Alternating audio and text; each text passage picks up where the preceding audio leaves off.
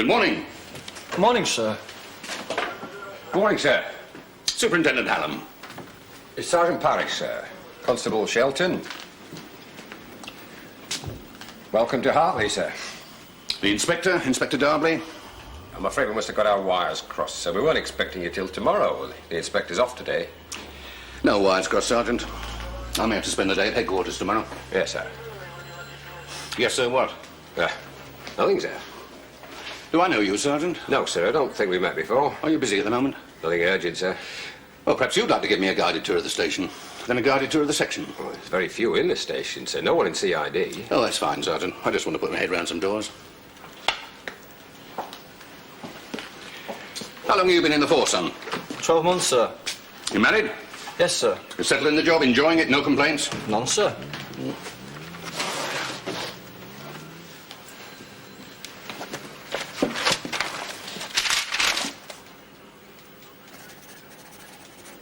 Thank you, sir.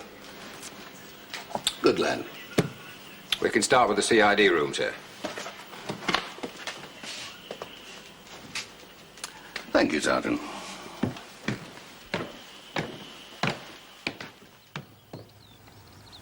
That's about the last of the old mills left standing round here, sir. Of course, it's not used now. And as you can see, it's right on the edge of the section. I suppose it's mainly local crime, Sergeant? Yes, sir. I'm mainly juvenile. Occasionally a bit of a mobility of crime problem off the motorway. Apart from that, most of our lads are local, know the area well, grew up with the villains. A woman? Yes, sir? The Inspector? Yes, sir. It's a bit unusual, isn't it, sir? Having a woman in charge of a section. We thought so, sir, when we first got the news. But she's turned out to be a very good boss. Really?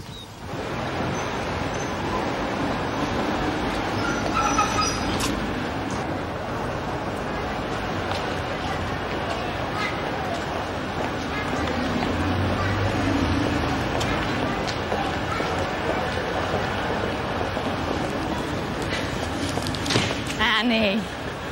Hello. You look terrific. You look terrific. I look old. Oh, get on with you. Give us one of these. Oh, I'm parched for a cup of tea. That's one. Need to spruce up before the interview. That's two. Then we'll go home and do all that, and I'll drive you to your interview. Well, are you sure you got the time? Of course, they're off for you. Oh, thanks.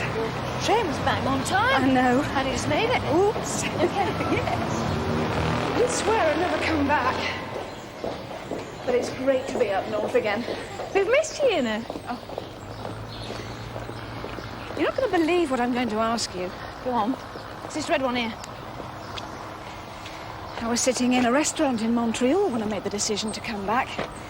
And I promised myself the first thing I'd do when I got back is go to the old Rosario tea rooms.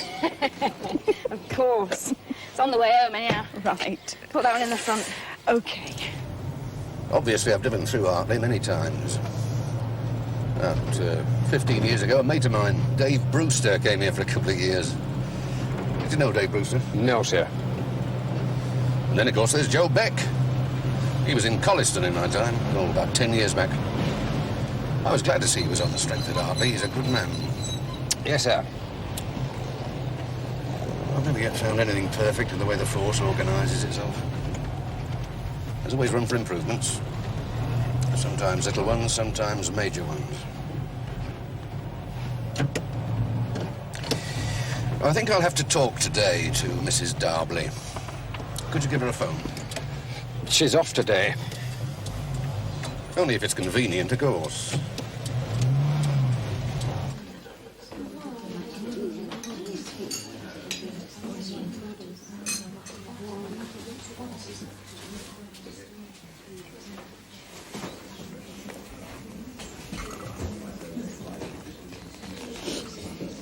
Look at them. Nothing's changed. time and prices stand still at the Rosario tea rooms. Oh, no, I've got to have the scones and cream and the rubbery raspberry jam. Not for me. I've got a uniform to get into, and when I don't, it shows. Do you know my last recollection of you, the last time I came over to Hartley to see you? No. We had that terrible meal in that terrible Italian restaurant, the Polo Rosso, all the spaghetti stuck together. And you said, I'm getting on that train and I'm heading south and then west, and I shall never head north again for the rest of my life. Very dramatic.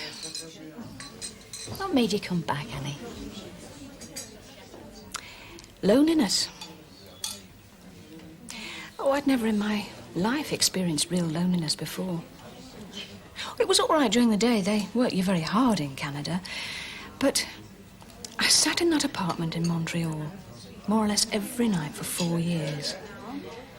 And I'd sit there and think to myself, I've got very few friends in this world, and I miss them desperately. And they're 4,000 miles away, and what the hell am I doing here? What happened to that bloke? Did you not meet someone? A guy called Bob. He was trying to get his divorce for 2 years. And then he got it. And I think if I'd given him a bit of a push, he'd have married me. But I kept thinking about my marriage, Roger, the divorce, the aftermath. But more than that, I thought to myself, this guy is a Canadian. And what's really important to him, like all the men over there, is making it.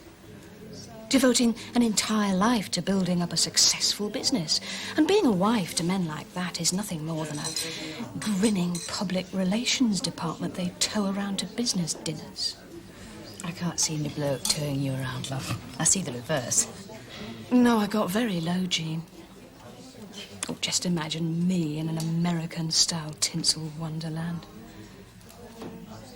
I nearly married Bob. Terrifying. I remember reading somewhere once that marriage is like handing in your passport and citizenship. And you don't think settling down up here again is like burning your passport? You don't need a passport to identify yourself around here. I agree. Why don't you come directly back here? Why stop off in London for 6 months? Well, you know what the work situation's like up here. I thought it best to get some temp work in London while I lined up a job here. Well, what is it? PA to the managing director at Crowfield Electric. Hartley. Why Hartley in particular? Oh, I know what you're thinking. My time up here wasn't all that marvellous. Well, yes. But it's a good job, Jean. And it's the job I want. But I've got to get through the interview first. Tea or coffee, ladies? Tea? 1 tea, 1 coffee, and 1 order of scones, cream and raspberry jam, please. Sorry, dear, scones is off till 3:30 this afternoon. Yes. I'm back home.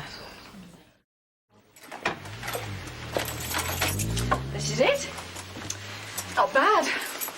Dump your kids here. Right. And give us your coat. There we are. So, Tom did most of it, but I did the best bit. What do you think of this?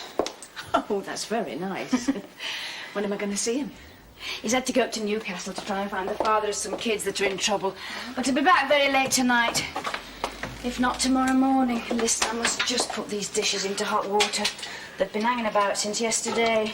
Do you want to unpack? Your room's first on the left. Oh, thanks, but, before I do that, can I ask you, a favour? Of course. Well, it's a big one. Of course. About Roger. Roger? I want to meet him. I want to talk to him. Why? I should have thought that's the last person you'd want to see. Well, I did write to him, but writing's no good. No, I want to see him. And I want to see him before the interview. Well, sooner or later, he'd find out I was back. I want to have it out with him face to face. I can't have a repeat of those months before the divorce. What's the favour? Well, I'd like to phone him and, if possible, see him here before 2 o'clock. And if I could be in one room and if you could be in here, if necessary, to lend a little moral support. Of course. Excuse me. I'll take my case upstairs. Yes. Yes, George. I've been trying to get hold of you. Superintendent Hallam's called in. He'd like to see you. He's not due till tomorrow. Well, an old friend of mine, oldest and best friend, has just come to town. All right. Tell Superintendent Hallam I'll be in after dinner. Well, he's in your office now, Mum. I gather he wants to be off by then. Tell him I'll be half an hour. Well, I'm sorry about this. I have to pop out for an hour and a half. Unexpected guest at the works. Oh, don't worry about that. It'll take me that long to get myself together. Okay. Oh, before I forget. Door keys. Oh, thanks, love. Got your insurance? George, Mom, Mr. Hallam's still in your office. can you organise some teas? Yes, Mom.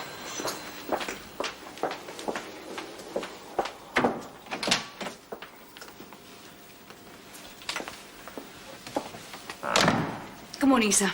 Inspector Jean Darbley. Welcome to Hartley. Thank you, Mrs. Darbley. Yes. Oh, please.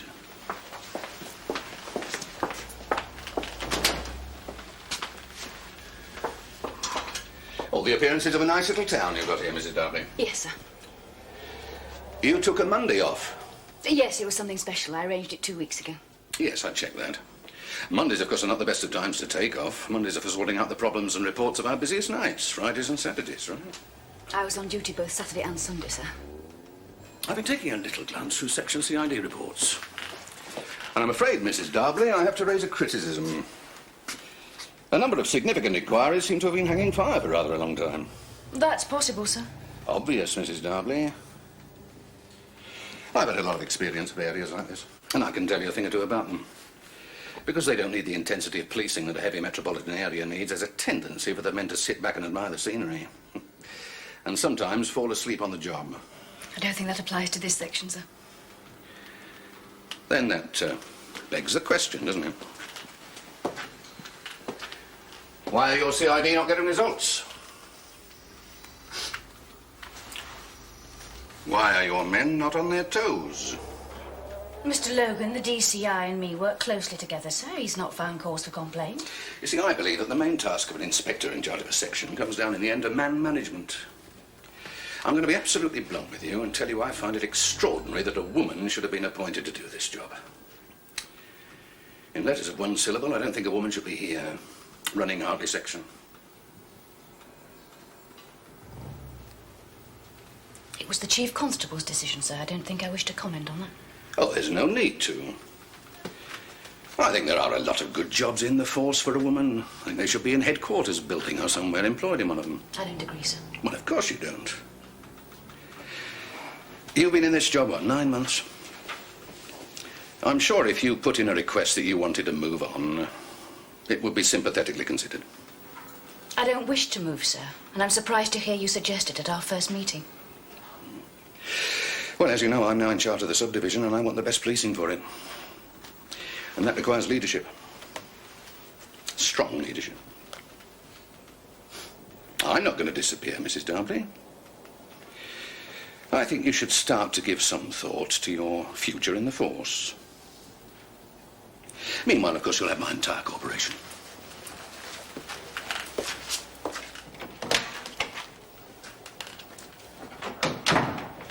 I don't believe it.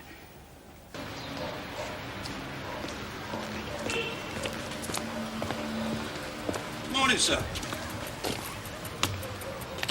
I remember you, Joe. And I've heard about you over the years. I hope it was good, sir. All good, Joe. Hey, do you still have that old, what was it, Velocette motorbike you used to drive? No, sir. It's now down to rheumatism and a rally upright. Hey, look, before you go in there, I want to ask your advice on an urgent matter. What's the best pub in Hartley? Crown and Sceptre, Bridge Street, down the hill first on the left, sir. We'll have a long talk soon, Joey.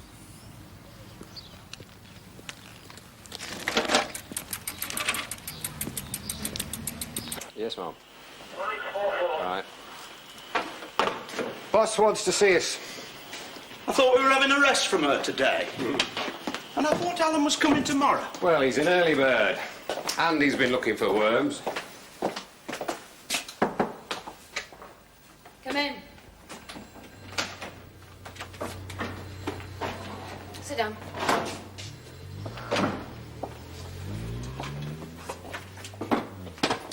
You both met the new subdivisional superintendent? Yes, Mum. I served under him in Colliston near on 10 years back. What's that like? He's a good man. Bit of a plodder, but fair. Bit religious, Methodist. Professional bachelor. Sort of bloke who's always got his nose to the grindstone whether there's any work to do or not. I walked in here and he informed me in no uncertain manner that he decided, on somewhat dubious grounds, there's evidence of slackness in the policing of this section. And more to the point, he said he didn't want a woman in my job and I should start to think about my future in the force. It's out of order saying that to your Mum. He said it. He may be the new boss, but you were appointed here. I don't think he's any right to question your appointment. If you take my advice, Mum, if that's what he said, I think you should speak to someone at headquarters about it. What do you say, Joe? Seems a bit soon to start whining to headquarters. He's hardly got here.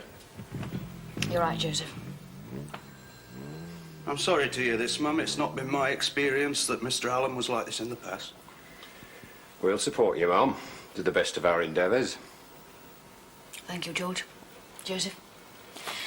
I just thought I'd warn you that we've not got off to a good start.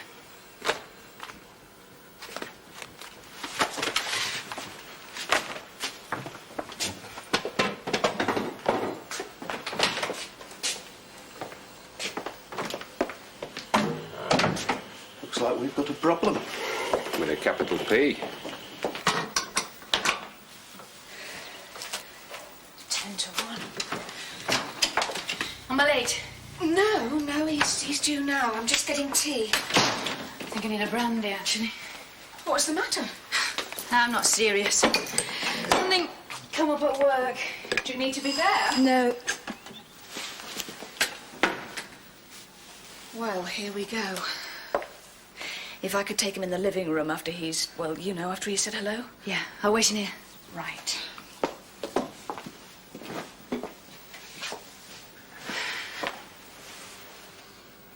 Hello, Roger. Hello. Come and meet Jean. All right. Hello, Jean. Hello, Roger. We'll go in the living room then, Jean. Okay, I'll bring some tea in. Thanks.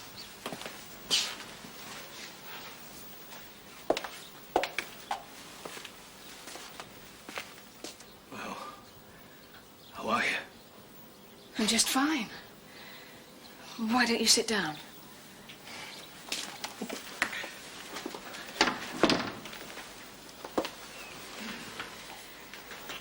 All right, Roger. I'll tell you why I wanted to meet. You look terrific, Annie. Look, Roger, I'm back. At least I think I'm back to settle down. What do you mean you think you're back? That's up to you. I don't understand.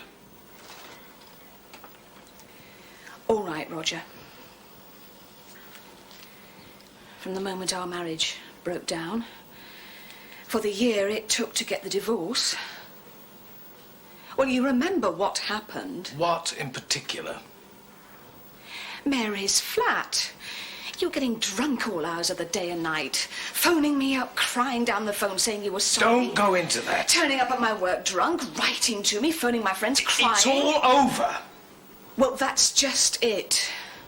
It has to be over. It is.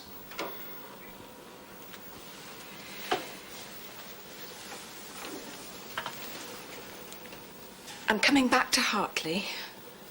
We're divorced. I have to know that that behaviour will never happen again. I mean, if you think there's even an outside chance of it happening again, I'll stay well away from here and from you for the rest of my life. That was 4 years ago, Annie. I'll not bother you. You absolutely promise? Yes, I'm over it, and you. Thanks.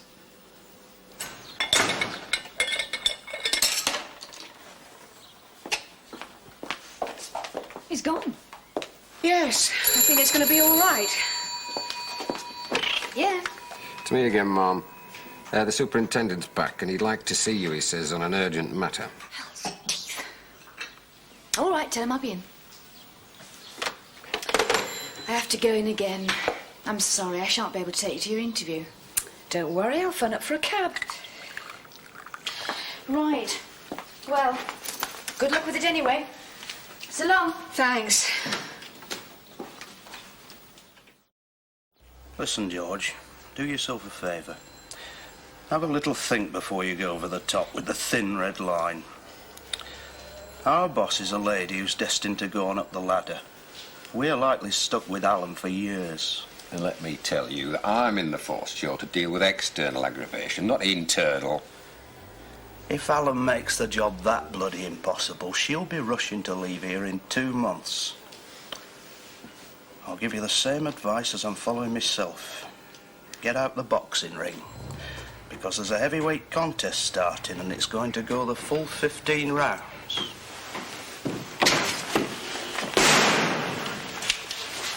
Afternoon, Sergeant. Good afternoon. Constable Gallagher reporting for duty. Oh, my God, another new arrival. I don't think I can take the pace. We were expecting you, Gallagher. Transferred, aren't you? Yes, sir, from Strathclyde. I've left my motorcycle at the car on the side. Is that okay? Good. He's a motorcyclist. He won't be with us long. This is Sergeant Beck, and I'm Sergeant Parrish. I have to report to Inspector Darbley. Yes, well, you'll have to wait on that. The inspector's not here. But look sharp, lad. The superintendent is. Maybe I could just brush my hair and things. Hair? Yes, Sarge. His hair's lovely, isn't it, Sergeant Parrish? Oh, a bit greyer would be more in fashion round here. What did he say his name was again? Gallagher, I think. David Gallagher, Sarge, but Friends call me Davy. Yeah, well, we'll call you Constable Gallagher till we get to know you better, and then God knows what we'll call you. Well, you and Gallagher, you know how to make tea? Of course I know how to make tea, Sarge. Well, this is the apparatus. 4 cups, as you can see, kept on constant standby. 6 more in this cupboard. And biscuits, always kept in this tin. A word of advice, lad, for the long years you may not be with us. Quality tea making comes first round here. Law and order, a poor second. You said. Superintendent Hallam in my office, George. Yes, Ma'am. Oh, and the other new posting, Constable Gallagher, he's arrived. It's all happening today, isn't it? Yes, ma'am, but not necessarily for the best. I'll say that again.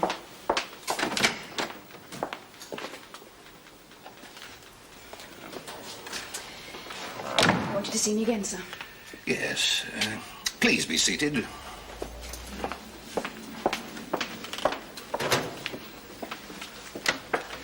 There's something I meant to take up with you earlier.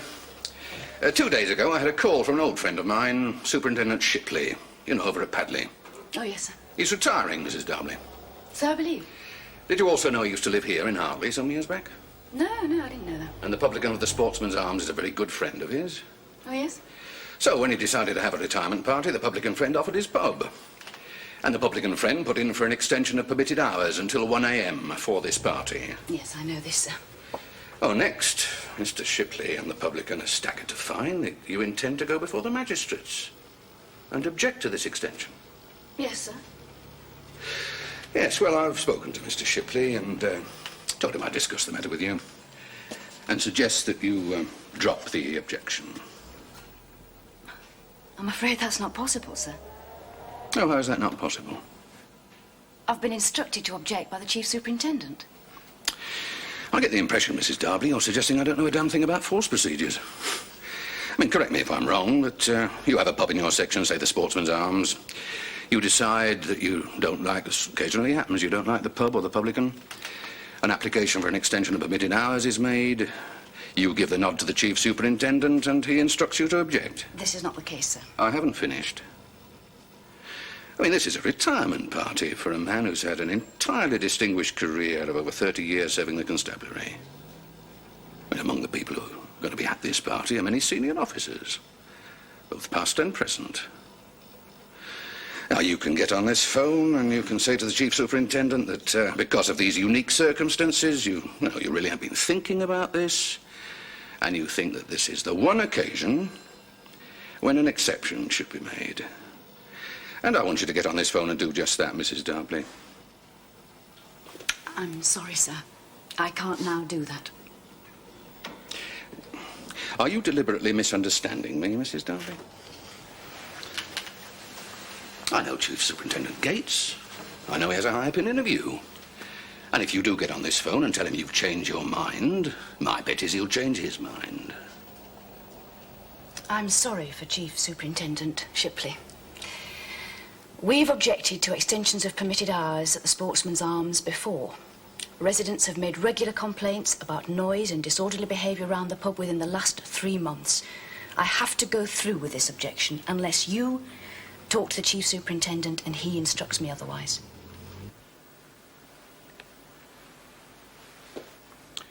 I don't wish to do that. It would only advertise the difference in our attitudes. You know, Mrs. Darbley, this is about the smallest favour I could have asked of you.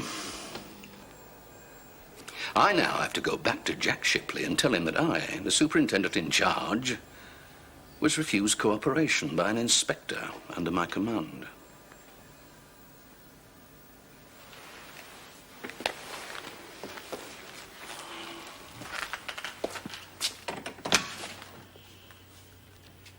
I won't forget this in a hurry.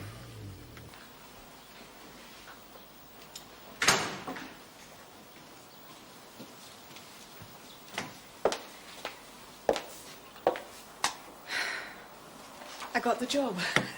Marvellous. Terrific. Looks like a good job. And it's good money. And it was close. They interviewed 5 other girls. That's wonderful, Annie. Tonight we're going to go out on the town and celebrate. And I'm paying. OK. There isn't another vacancy for a managing director's secretary. Why? I just got landed with a new boss and he doesn't like me. Oh, sorry to hear that. Can't be helped. Never mind, we'll get especially drunk tonight. Yes, I'm afraid we will. Yeah, don't worry, it's not that far. Hey, Arthur. It's Davy, Sarge. There wasn't mention of this on parade, but there've been a number of burglaries into area recently, and we reckon we've got the villain's description. He's been seen. He's big. Big chap. 6'6" plus. Yeah? And he's a bit of a karate expert. Uh-huh. And he's left-handed. So when he goes for the karate chop, you expect the blow to come from the left, yeah? Mm-hmm. And he always carries a transistor radio with him on the job, tuned into Radio 1. So if you hear Radio 1? Yeah. Radio 1, yeah? Yeah. And he's dressed as a woman. And you're having me on. Come on. A ballet dancer.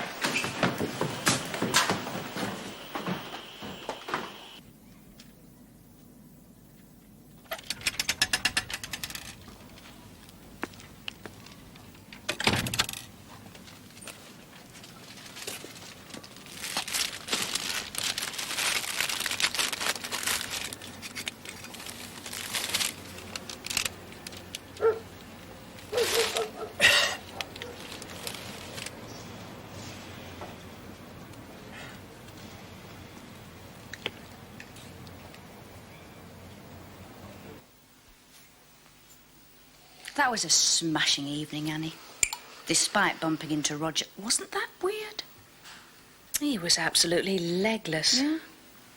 Do you know, he told me earlier on he wasn't drinking quite so much. I wouldn't be surprised if he made one of his weepy phone calls. Oh, God. How long do you think we should stay up? Let's give him until 2 o'clock.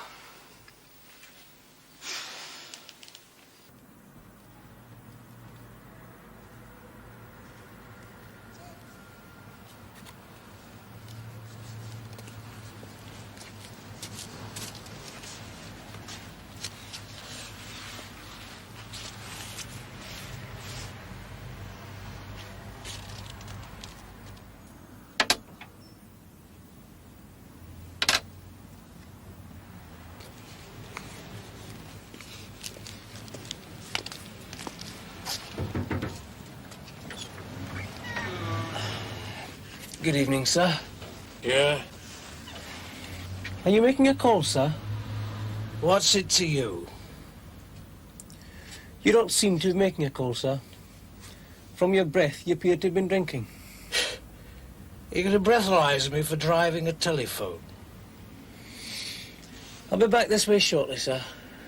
Don't want you to think you spend the night in this telephone box. I've got a bloody home to go to. Why don't you do that, sir? Go home. I'm waiting for a telephone call here. At 1:30 in the morning. I'll be back this way shortly. I trust you'll be gone by then.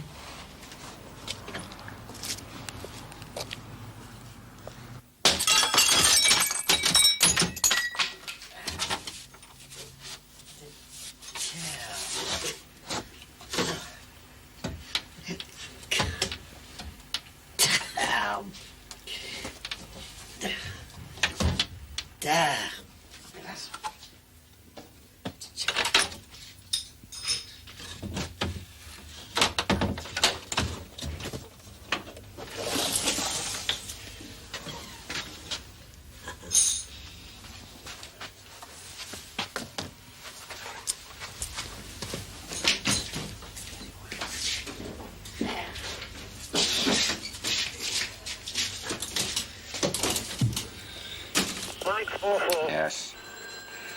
Yes, Gayton Road. Telephone number? Right, we'll be there as soon as possible. Thank you.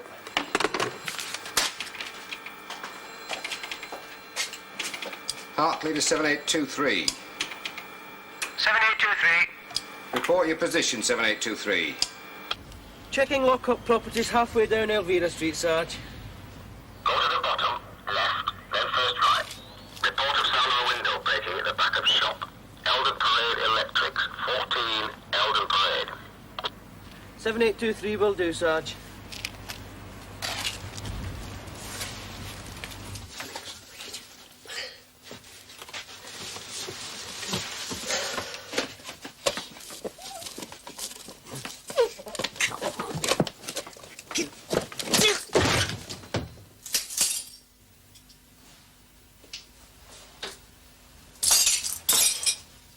Now, who are you and what are you doing here?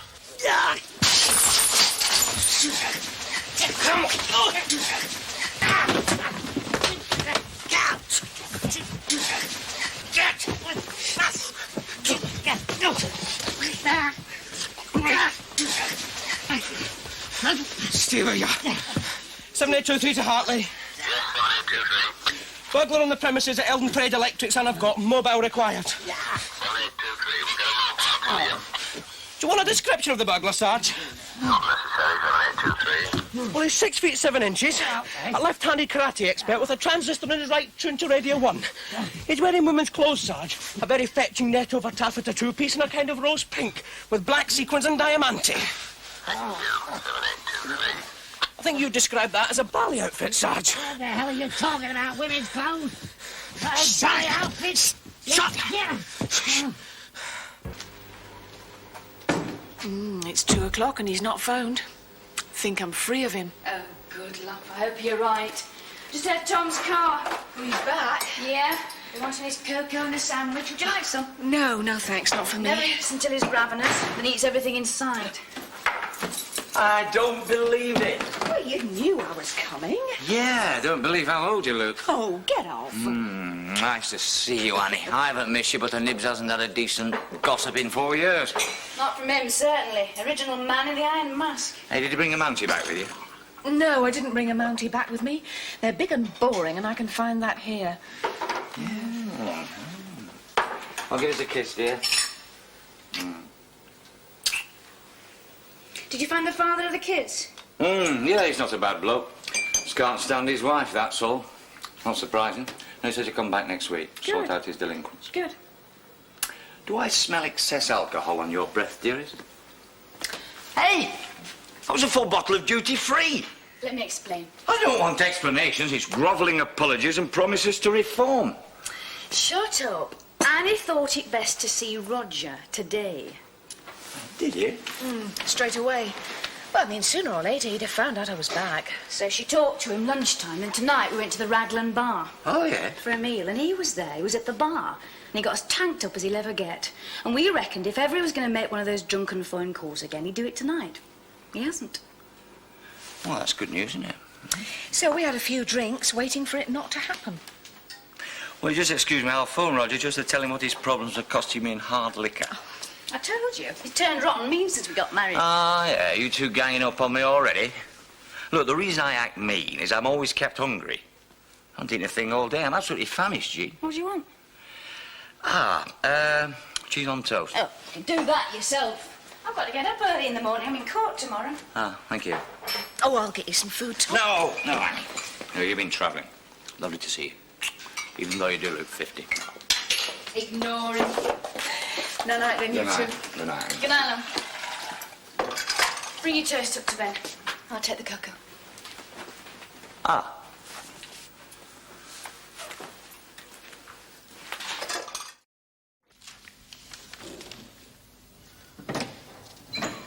All stand in court.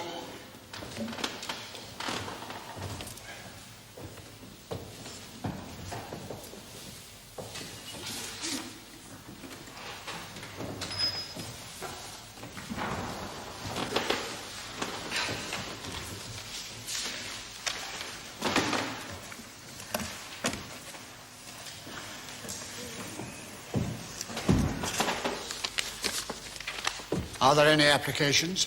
Mr. Elwood? Your Worships, I have 2 applications. Yes, Mr. Elwood? Yes, Your Worships. The first application is for an extension of the permitted hours at the Beswick Tile Company Social Club for the evening of the 22nd of this month. It's the occasion of the annual presentation of the Safety at Work prizes, when the company awards a prize to the employee who has made the most valuable contribution to safe working in their factory. This is an annual event, and the usual letter has been submitted to the court. The application is for permitted hours to be extended from 10:30 p.m. to 11:30 p.m. Have the police any objections, Inspector? No objections, Your Worships.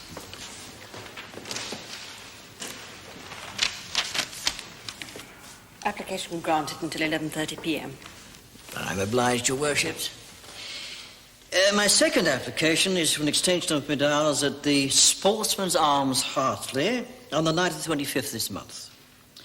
The hours to be extended from 10:30 p.m. that night until 1 a.m. the following morning. Now, I appreciate, Your Worships, that this application is a little unusual. Perhaps I might explain. On that evening, Mr. Shipley is holding a party to celebrate his retirement.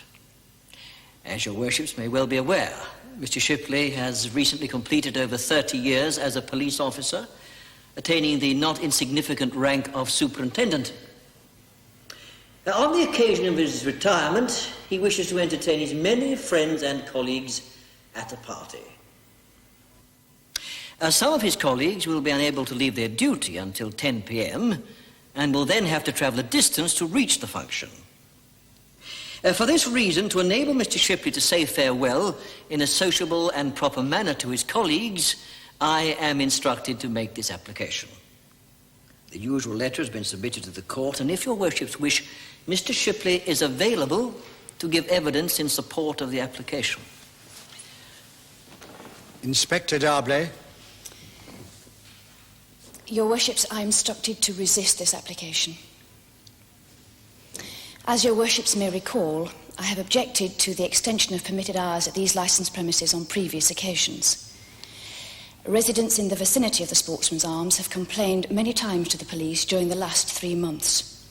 Complaints allege excess noise, disorderly behaviour by customers leaving the premises, and inconsiderate parking of cars by patrons. I've also received written notice from solicitors representing a number of the residents that it is their intention, unless the situation improves dramatically, to oppose the issue of the licence of the Sportsman's Arms at the next licensing session. For these reasons, I'm instructed to object to the application which has been made.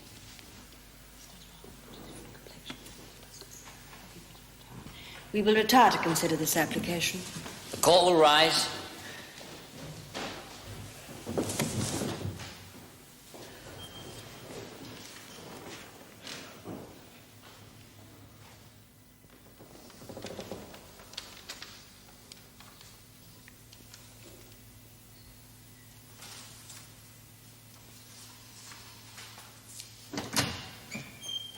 All stand in court.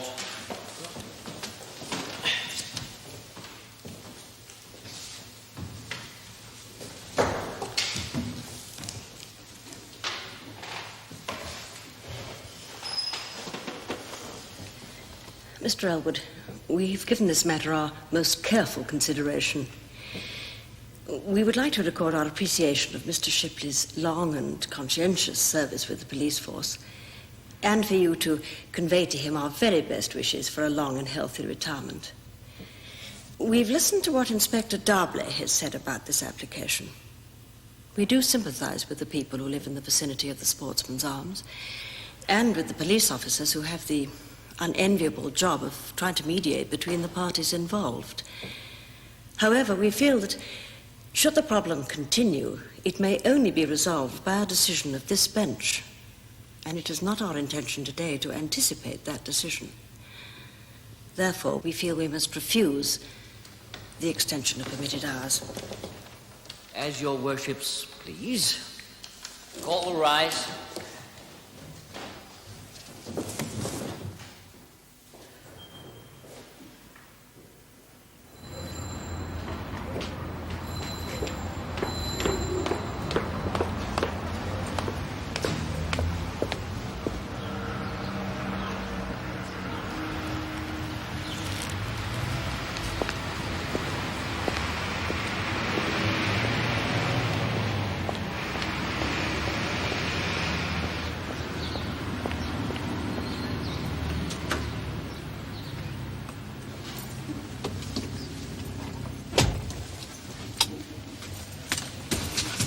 Well, Joseph, things are going to be a bit different from now on. Yes, ma'am. I think we can all look forward to a future with Mr. Allen that's not exactly going to be a long round of laughs. Come on, Joseph, back to the station. Yes, ma'am.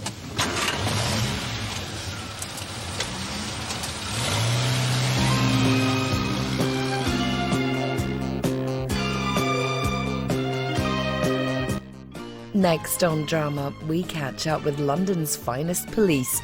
The good folk of Sunhill are on the beat. In the bill.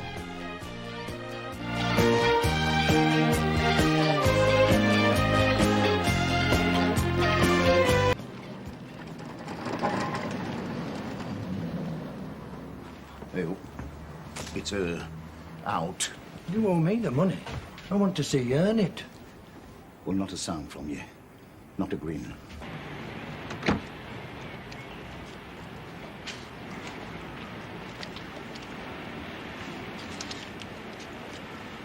Davis to Hartley. She's arrived. Come in and sit down. You know Eddie, don't you? Indeed I do. How are you, Eddie? Not too good. You're looking grand yourself. Listen, I did pop by early, seeing as how you said 'twas important. Now today, do I get to make you a cuppa? Oh, no, dear, no. Sure, this is me on my way to work. Right. Now, Doris, you've got to know my many tales of woe that well over the years, have you not? I have, dear. And you know that some of us, for whatever reason, experience this life only as a veil of tears. I know, Jimmy. I know that Providence has given you the thin end always. Well, I'll tell you what happened. See, I bought a motor. Turned out it was stolen, would you believe? The bogies came round and took it away. It was to be a quick turnaround. I had the buyer lined up. Well, fundamentally, Doris, I was forced to spend the profit before I'd sold the motor. I signed a few checks. Well, you know I've been done for bad checks before. Can you help me? How much is it this time, Jim? I hardly dare tell you. Oh, go on, Jimmy, say it. Face it. I need £800. Would a cheque in the post by Monday suffice? You are no less than my eternal treasure. I mean that. Are you all right, Mr. Bass? Aye, just a tickling back of my throat. Too much smoking, I expect. I'll be all right.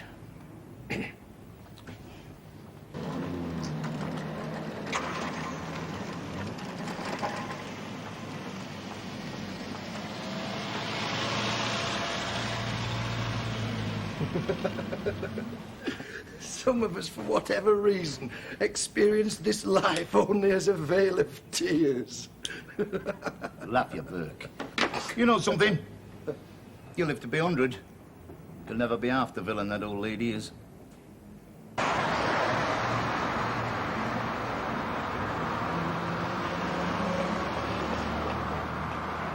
Now, punctuality's her thing.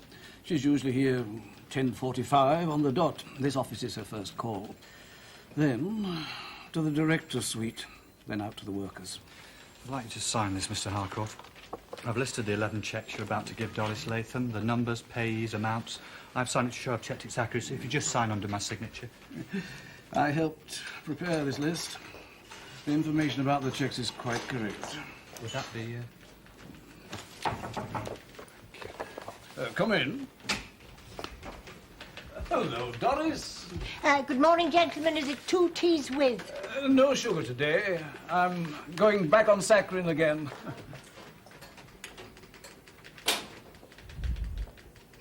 There we are now. 1 with 2 and 1 without. Mr. Harcourt, so will this gentleman here be taking tea? No, thank you. Oh, the checks for Mr. Mason. Here you go. Thank you, sir.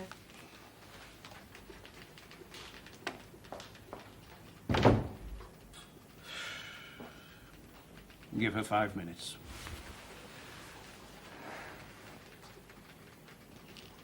You understand, gentlemen, this may be the first of a number of Fridays we'll have to go through this routine till she tries one on.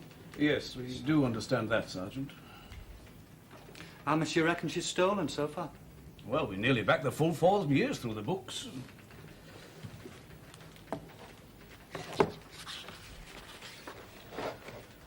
It is a fortune.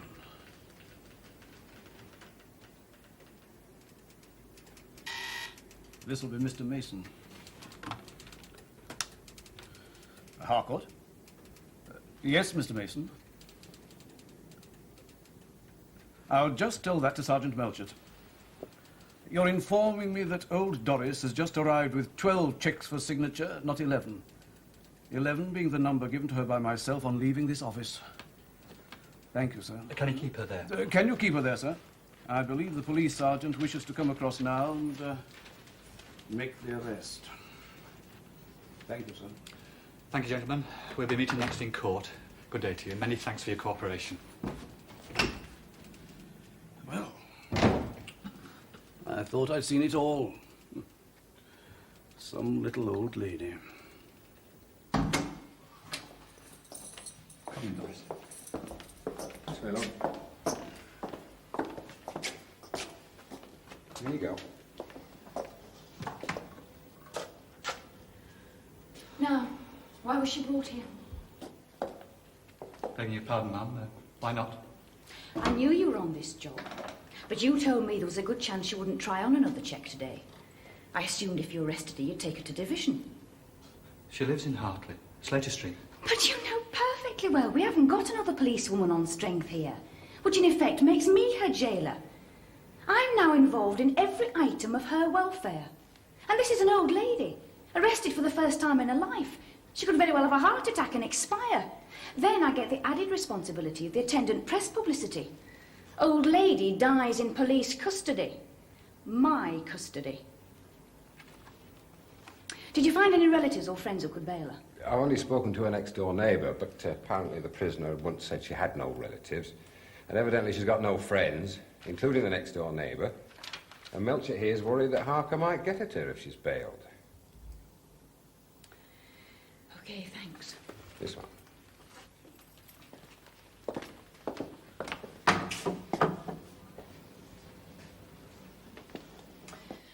All right, I'm now in involved. How did it work? In the last 4.5 years, she's been one of 3 tea ladies at Doe Electric. Over that time, every Friday morning, after she served teas to company cashier, she crosses yard to director's suite in separate office block to serve them teas. Yeah. Cashier says it was about 4 years ago. He started asking to take all his cheques for signature across with her to director's suite. Okay. She stole some chequebooks. Once every month or so, she'd type out an extra cheque for this boyfriend of hers and slip it into a pile. Now, the director, with a pile of cheques which he thinks have just come fully scrutinised by the company cashier, just signs it, and it's posted off with all the other cheques. Did you say boyfriend? Jimmy Harker's her boyfriend? What proof of Harker's involvement? Oh, nothing we can prove. Mum, Detective Chief Inspector Logan's on the way. He knows the state of the evidence so far. How much did she steal? Well, they're not completely traced back through the full 4 years in the books. The figure so far is £31,000. What? Oh, and there's a final complication. Although we're sure the money ended up in Jimmy Harker's pocket, cheques weren't made out to him. Who? Arthur Hill. Do we know that name? No, there's nothing on computer records or with Accolata.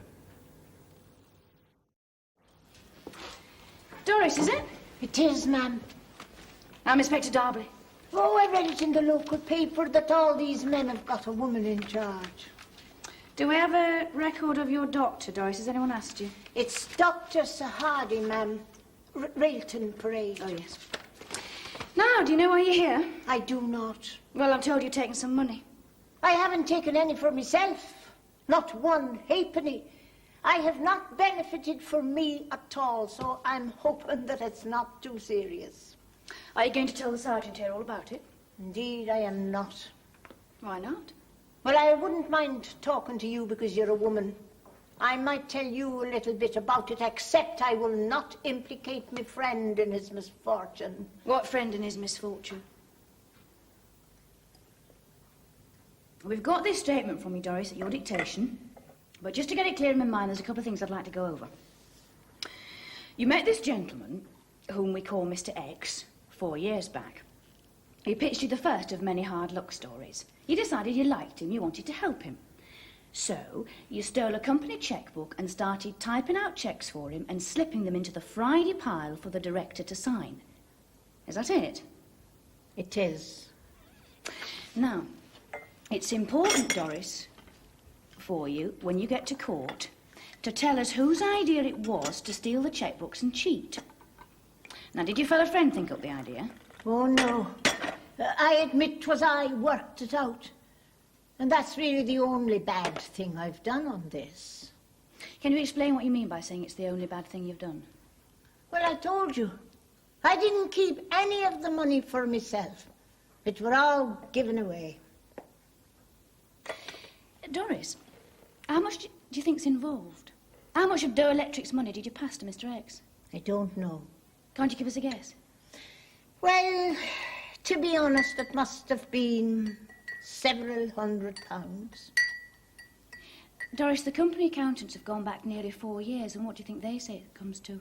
I have no idea. £31,000. Never. Yes. Oh, that's not true. It is true. That much? Yes, you're in serious trouble, love. But I never took a penny for myself, excepting perhaps the odd £5 that's a gift to the orphans. What does that mean? What odd £5? What orphans? Well, sometimes when I would see this Mr. X, he would want to say thank you to me for saving his life, as it were. And he would give me perhaps a £5 or a £10 for the orphanage.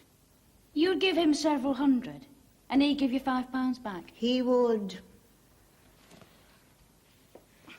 What orphanage? St. Kilda's. The children in care home? Well, that used to be an orphanage. And I would just take the £5 that he'd give me, and I'd knock on the door, and I would say, there you are, there's £5 there for comforts for the kiddies. And I never took a penny for myself. It was all given away to him and to the orphans. Now, come on. There's no point in just upsetting yourself, love.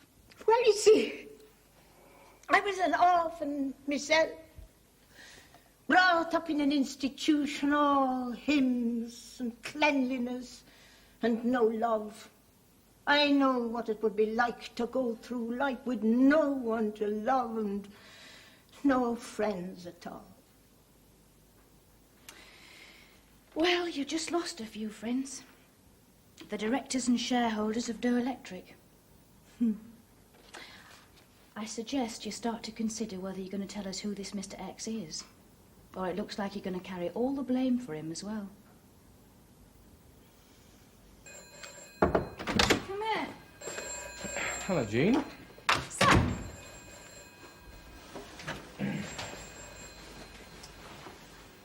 Well, you've moved rather fast on this. I haven't moved fast at all. I've moved at an ordered gait. I just assumed that you'd wait until I arrived before taking a statement from her. But you know why I did it? Yes, but it seems a pity that she's now entrenched behind this idea of Mr. X. I think I would have pressed her quite forcibly that her accomplice was Jimmy Harker. How forcibly can you press an old lady? Jean, I initiated this course of action. Now, I took the decision, even though we've only circumstantial evidence against the real villain. Jimmy Harker. I took the decision to bring in Latham with the idea of a lengthy interrogation. Now, I find her drinking tea in the cells and saying she's told you everything she's going to say. I think she has. Well, what do you suggest? Well, from my reading, it looks like she will cooperate with me, but she won't cooperate with anyone else. Well, then it looks like me aiding you. All I want to do is keep a close eye on an investigation into an old lady who's in custody in my nick. Well, I brought in the landlord, George Moult, who cashed the cheques. Oh, very thin. Woe begone looking face. Dull dresser. Always alone. Tell us about these cheques that he gave you. Oh, they were all good. Well, I mean, they must have been. Cash by bank. Now, he gave you these cheques and straight away you gave him cash. Oh, no. See, he'd drop by every couple of months on a Tuesday. He'd have a cheque made out to Arthur Hill. He'd endorse it on the back. Arthur Hill. Now, did you ever ask him for proof of identification that he was Arthur Hill? Well, his cheque's always clear. See, I bank on a Tuesdays and a Fridays. As I say, he'd drop by Monday or Tuesday, give me a cheque, I'd deposit it along with the rest. Then on Friday, I'd confirm at the bank that it was cleared, and on Saturday, I'd give him the cash. He always bought a couple of bottles of scotch, you know. When did you last see him? Oh, maybe 5, 6 weeks ago. Cheque for 400 quid it was. But did you ever ask him why he cashed these cheques with you? Well, he said he once been let down very badly by a bank. And we all said they were the admin department of capitalism. The bloody left were so stupid they didn't realise banks should have been nationalised long before coal and steel. Bit political it was, you know. Oh, yes. Yeah, sort of mix. Half left wing, half National Front. Really? Any road, he said there was one person in his business who always insisted on paying by cheque. You were satisfied with that? Why not? I mean, I cash a dozen cheques a week. Say nothing of the dole and sick gyros. Yeah, but not all at 400 quid a throw. Every cheque cleared before I paid him. Now, you're positive you wouldn't describe him as early 50s, 5'11", heavily built and grey hair? No way. Well, would you be prepared to help an artist make up an impression of him for us? It'd only take a couple of hours of your time. Ah, OK. And would you go now and make a statement about all this to one of our sergeants? Yes. And when you get back to the pub, Mr. Moult, as soon and if ever your friend Arthur Hill turns up, you phone us. Ah. But I personally have done nothing outside the law. Right? No, not you. Good day to you, Mr. Moult. Full name, please. Jimmy Harker. It's in 2-foot lettering over the shop. James Harker. Want me to spell it for you? Address? This address. Home address. 16 Stapley House, Ulster Road. You had a visit this morning from a Mrs. Doris Latham. Did I? Did you? Yes. Will you tell us why she came here? She collects for charity. What she calls her orphanage. St. Kilda's Council Care Home. She drops by once a week. I give her a couple of bob. Well, I'm afraid you won't be seeing Mrs. Latham for a while, Mr. Harker. You see, we've arrested her for a series of cheque thefts involving in excess of £30,000. You're kidding. No. What do you want with me? You've been in trouble before. Oh, come on, Inspector. These are the days of teletext and home computers and busmen getting up at 6 a.m. in the morning to study Open University. You can't come flat-footed in here saying, you've been in trouble before. I'll write your confession, sign with your usual X. We know that Latham saw a lot of you. Now, we know the description of the man who cashed the cheques in the pub doesn't fit your description, but we know he's an associate of yours. Well, I say, you've got nothing. The two of you. Otherwise, you'd be putting the manacles on. You're trying one on, and it's not working. Well, you're causing us a bit of a problem, not telling us who these cheques were meant for. Well, that is my integrity. I see. And how long do you think it's going to be before we find out anyway? I don't know. You tell me. I mean, that is our job. That's the grease in the machine, running down criminals like your Oppo. He is a poor, unfortunate man that has been struck every blow in the armoury of fate. There just are some people like that. They seem to be blocked every move they try to make, no matter how hard they try. I don't think he's had one happy day in his whole life. I think he had a hilarious one the day I met you. His business was always in trouble. Nobody cared if he lived or died. Now look, Doris, he's a big lad. It's not as if he was a helpless invalid. And by the law of averages, if you're in the car business, despite recession and petrol prices, you've got to fall on your feet sometimes and make a few bob. Well, he did not. So you're admitting it's Jimmy Harker? Not denying it when I say he's a big man in the car business? Oh, you tried to trap me there. That was mean of you. No, Doris, I'm not trying to trap you. Jimmy Harker is a villain who saw a good thing and he trapped you. I'm still saying nothing. Well, keep thinking about it because we are hoping you're going to change your mind.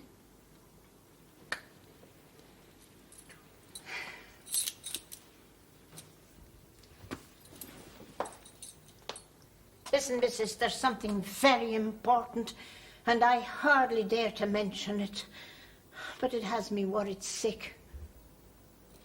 Yes. I told your sergeant that I lived alone, and I don't. There's me cat, Billy. It must be gone 4 o'clock, and I'm worried. I'm always at home by now to give him his tin. What with me being in here, what am I going to do about it? He's an old cat, Mrs. He could be ill if I don't turn up. You live in Slater Street, yeah? I do. Have we got your house key? You have. I'll send the sergeant in with a note for you to sign that you've requested us to go into your house and feed your cat. Ah, you'll do it. Yes. The tins are in the low-down cupboard. When'll he be fed? I'll sort that out in the next couple of hours. Will that be all right? Oh, indeed it will, and thank you very much. And are you going to think about telling us about Jimmy Harker? No, dear.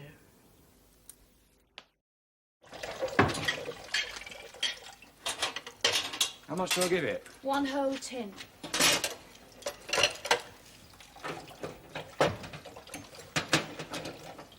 How did you get involved in this?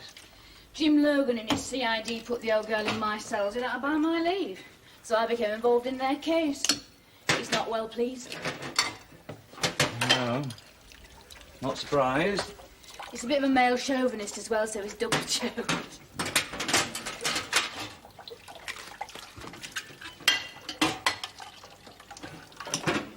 Jean, Yeah? this job that starts for me on Monday, I don't want to do it. Now he tells me. You're right. I did panic and took it because it's been 6 months since the redundancy. Well, you shouldn't have.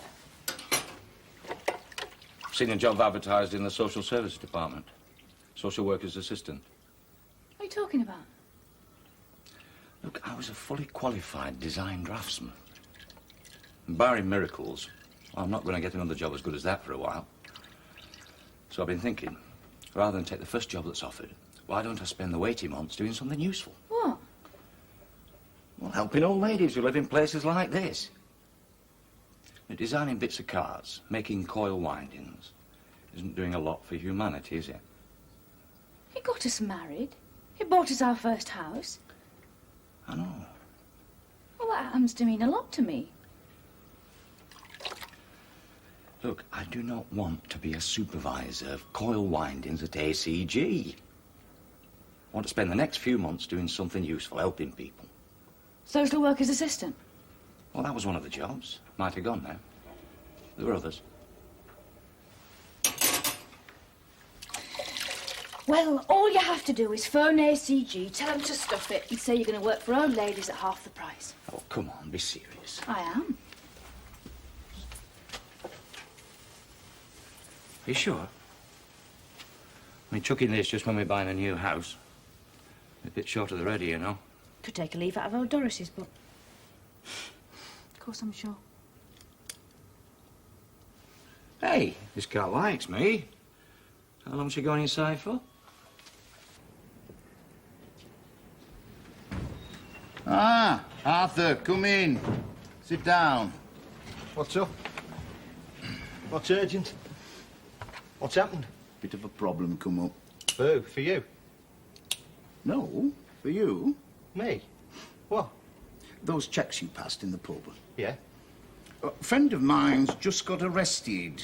Well, I thought it would happen sooner or later. It's only a question of time. Awkward thing is, I'm protected, you're not. What are you talking about? The checks you passed. There was nothing wrong with that. Oh, well, lad. But you said it was an income tax dodge. I mean, the checks were all right. I lied to you. The checks were not all right. See, they were stolen checks with legitimate signatures. Nevertheless, they were fraudulently uttered. Technically, you've done thefts totaling over £30,000. I don't understand it. I said, you've done thefts of over £30,000. I don't believe you. And as you were the one who actually passed the checks, you're the guilty party. Oh, this is rubbish. Ask Bassey. Ask the police. You must have guessed we're not choir boys, Arthur. But you said it was a tax dodge. And I went along with it on the basis of anything that undermines organised government and its capitalist infrastructure is fine by me. Now you turn round and explain, very skillfully I'm sure, that I've not been cashing cheques but committing a theft, which is a very different kettle of fish. Well, 6 of one, half a dozen of the other. Well, I'm going to tell you what I'm going to do about it. I'm going to go to the class enemy, the police, and I'm going to tell them exactly what's happened. And I'm going to do it right now. Oh, dear. Oh, dear. I bloody mean it. Oh, I'm not frightened of you. You'll have to persuade him. Oh, look. Hey, look, I won't go to the police. Look, what are you doing? Come on. Can you get?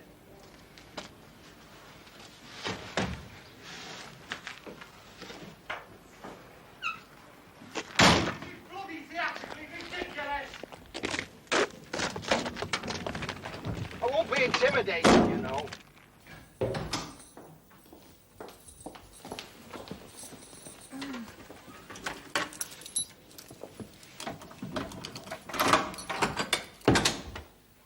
Oh, did you find Billy? Yes. He's got quite an appetite. Indeed he has. Now, have you ever seen one of these before, love? No, I have not. It's called an artist's impression. Does it look like anybody you've met recently? No, and it doesn't look like Jimmy Harker either. It was drawn up to the directions of the publican who cashed your cheques. It's a sort of rough likeness of the man Arthur Hill, who you made the cheques out to. The two of them were in it, Hill and Harker. You see, you've been taken for a ride, Doris. I've not been taken anywhere that I didn't wish to be taken. So how long will I go to prison for? I couldn't tell you. I've no idea. Well, anyway, what does it matter? What the hell have I got? A widow's pension book and an old cat. And just this one friend that you say such terrible things about, terrible wrong things. Tell me one thing, Doris. How did you meet him? Well, you see, it was after my husband died, and I took on the job at Doe Electric, tea lady, 2 hours, morning and afternoon. But it wasn't enough. I needed more money. So didn't I put an advertisement in the local paper to take in sewing and alterations and such? And this man came along. He'd a couple of suits that he needed letting out, you see, on account of putting on the weight. Well, don't we all? Ah, he was good to me. He introduced me to all his friends. 'Twas only through them that I discovered that his business was always in trouble. And that is really the only crime I have done. I have helped a good man. We know who it is, and he's a criminal. He is not, and I hope you never get him. Jean? Well, we will. Oakwood Hospital, intensive care. There's a bloke. Hammer attack. Now, the description is like the artist's impression. Driving license in the name Arthur Hill. The quarry behind Sprates Hill. The ambulance men said he was lying, virtually floating in his own blood. This was beside him. I'm afraid the ambulance men probably destroyed any prints on it. We'll have it anyway. What do you think? He's in a very serious condition. 5 blows. It's a savage attack. He's not very strongly built. When will we know? If he can make it through the night. Seen the address on his driving licence? 20 Stapley House, Ulster Road. Makes him Jimmy Harker's next-door neighbour. Are you sure he's dead? Well, he weren't breathing, that's all. Christ. Don't come here. Don't phone me. Go away somewhere. Never try to see me again. Well, what are you going to do? I'm getting out. You better get on your bloody legs, man.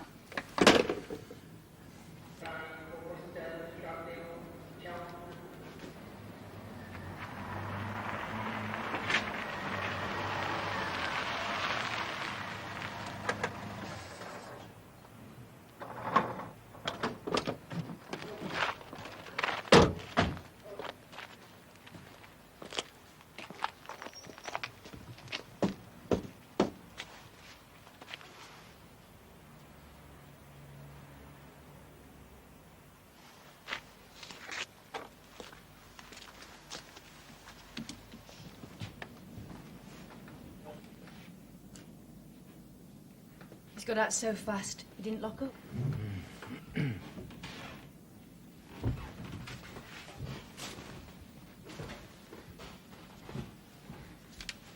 Well, he left this.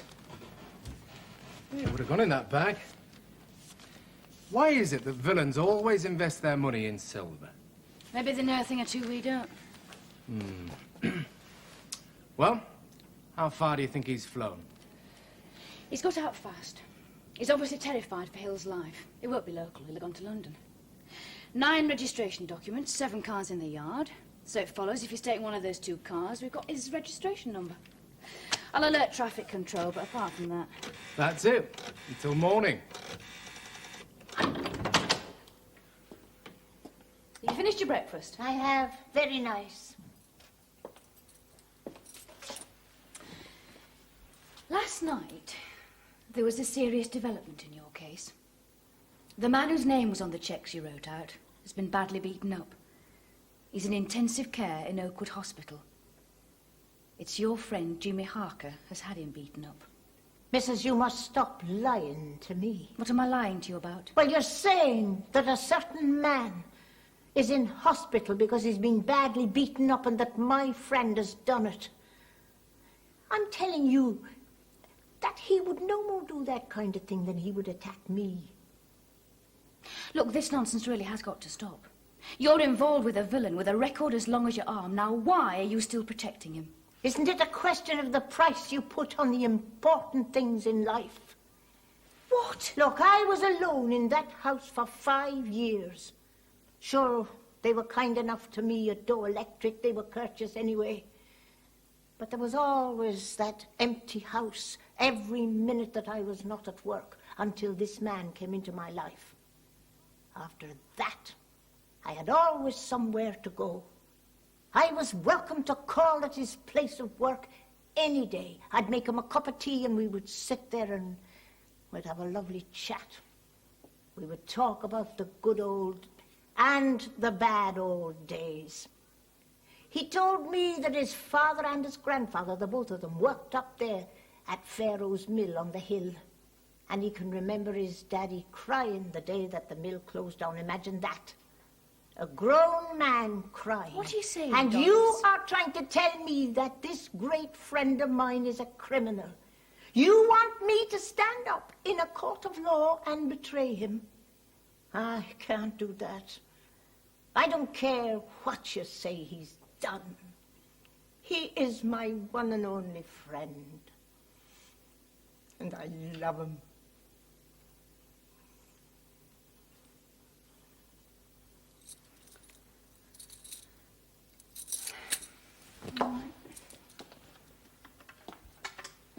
He's used to eating first thing in the morning, too.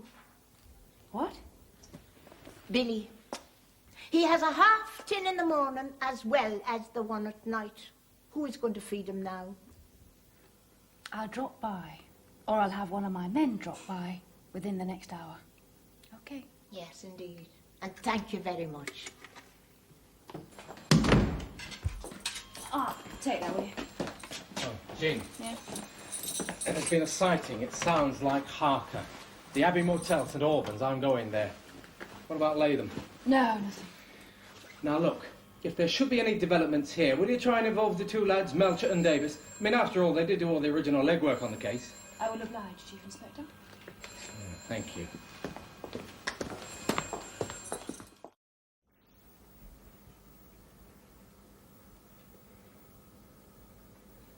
Somebody's already fed you, darling.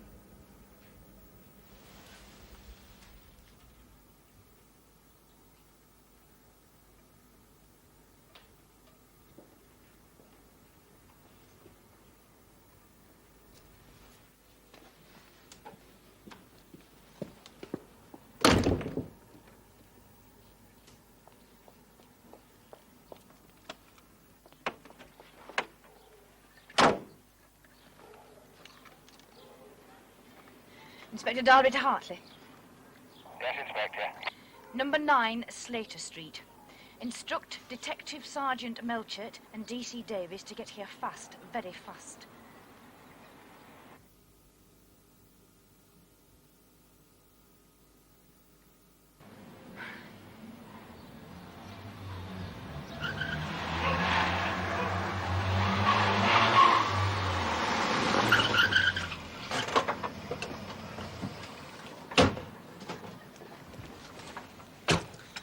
I think Harker's in there. You can have the arrest. I shall be back at the station. Thank you, Mel. Front or back? You take back.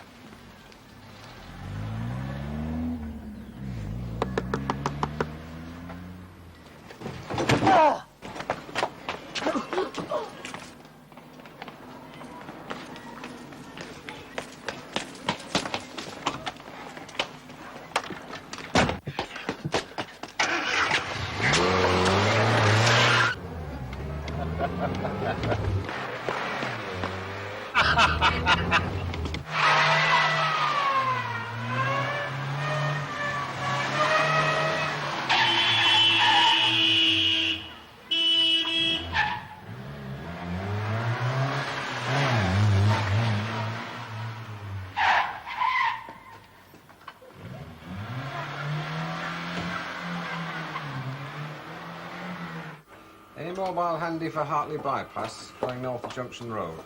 A beige Mini Clubman, registration number Hotel Delta 202 November. Right. There's a chase on. Melchett, Davies, on the dual carriageway. He got past them. Those twin towers of strength.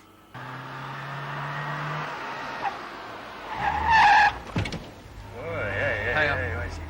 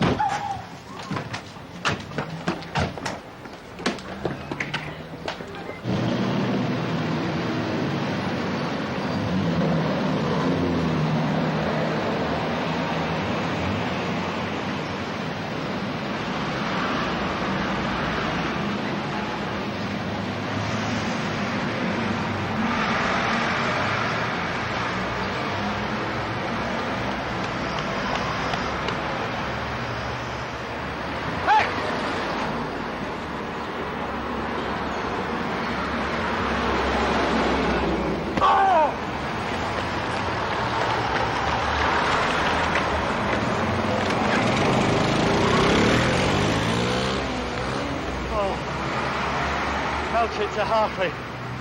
Jimmy Harker, wanted for theft, escaped arrest, junction Crown Lane. Assistance in search and pursuit required urgently.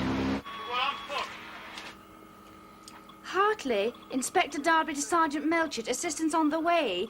You're on foot? Please explain. What is the present whereabouts of Harker? Can't discuss now in pursuit of suspect. Junction Crown Lane. Over.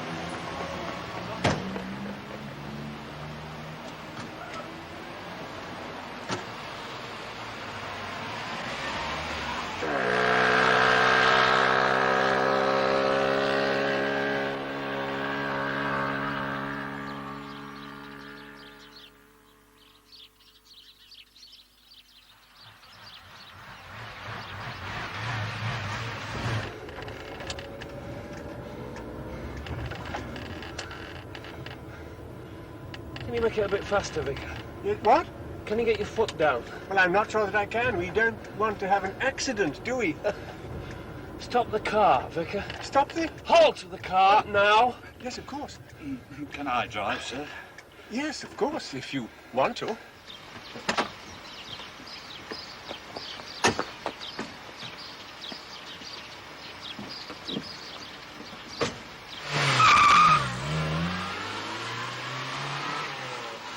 Davis to Hartley. We are now in pursuit of Harker on Honda moped NHA 269P for Papa. He is not at present in our view. Still request assistance. Please note assault on traffic warden... Cowden Road. Send someone to check him out. Over. What is your location? Over. Erin Road. Approaching Apex Corner. Over. Where is Harker? Where did you lose him? What's his location? Over. Hold query, please. Spotted Harker.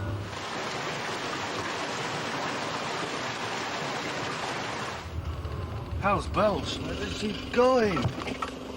Come on. All right.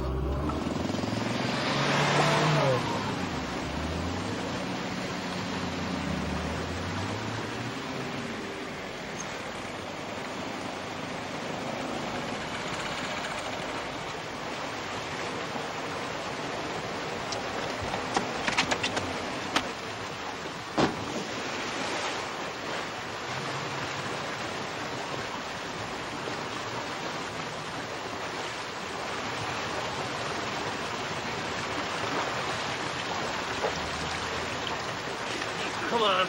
Come on.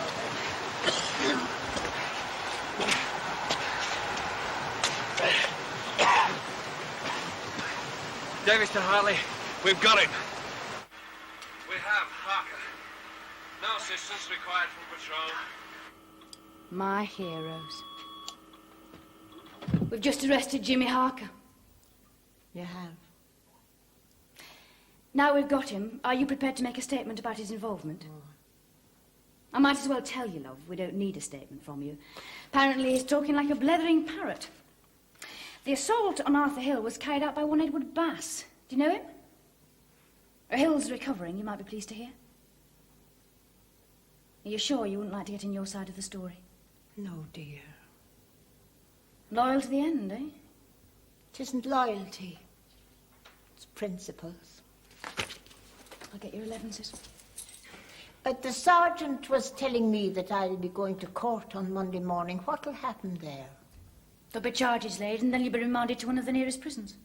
That's what I thought. I was wondering, would it not be possible for me to be sent back here after the court to await me trial? Well, that's up to the court to decide. Because apart from sitting here with me burden of guilt, I have really quite enjoyed the company. We've quite enjoyed having you, Doris.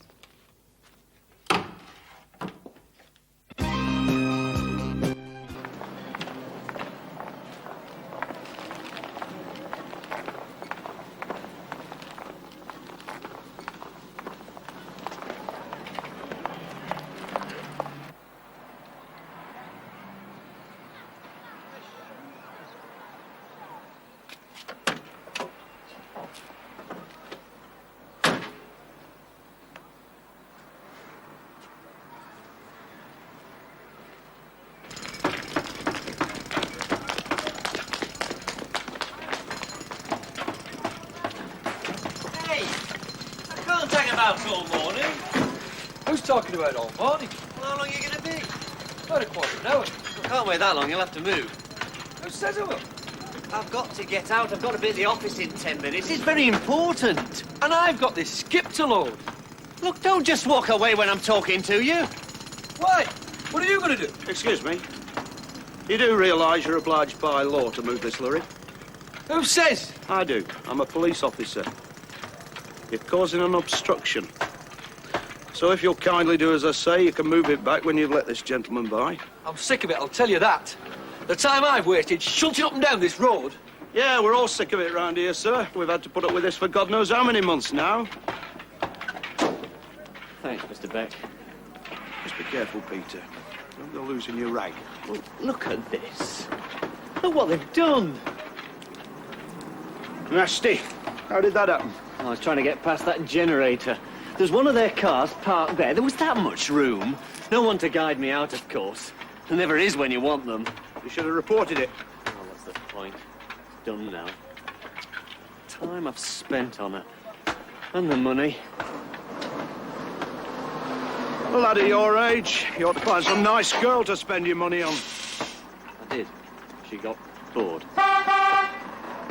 Just hang on! You kept me waiting long enough. You hang on a bit. You'll get yourself in trouble. Poor old Joe, though. What's poor about him? Well, having to drag all the way over to the other end of town to get his washing done. It's sort of undignified. You're spoilt, George. You men are all the same. You've all been mollycoddled. You wouldn't say it was undignified if a woman had to do it, would you? Ah, well, that's different. How different is it? You mean it'd be perfectly all right if you saw me slogging over to the laundrette on my day off? You wouldn't think twice about that? No, I think you're being a bit unfair there. I think I would. No, you wouldn't. All I said was poor old Joe. And all I'm saying is that there are thousands of women who do what he does, have a full-time job and run a home. Some even manage to hold down extremely responsible jobs and work extremely long hours, somehow. What did I say? Do you think perhaps a strain's beginning to tell, Sarge? What? Mr. Darby's absence. Ah, well, perhaps you're right. So, what are we supposed to do about it? I don't know. I mean, speaking personally, I'm willing to do all I can, of course. Between you and me, Sarge, reckon I'm a bit young for her. Don't be impertinent. Maybe I should go around and ask if I can use a washing machine. I was talking about helping her, Joe, not taking advantage of her amenities. I wouldn't dream of taking advantage of her amenities. I was just thinking of giving her a bit of company, that's all. Loneliness is a terrible thing, you know. And, of course, it would help you with the problem of what to do now the laundrette's closed down.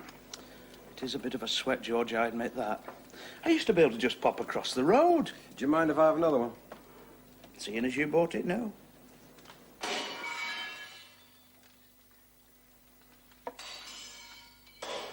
Heck's that? No idea. Come on, Joe. Come on.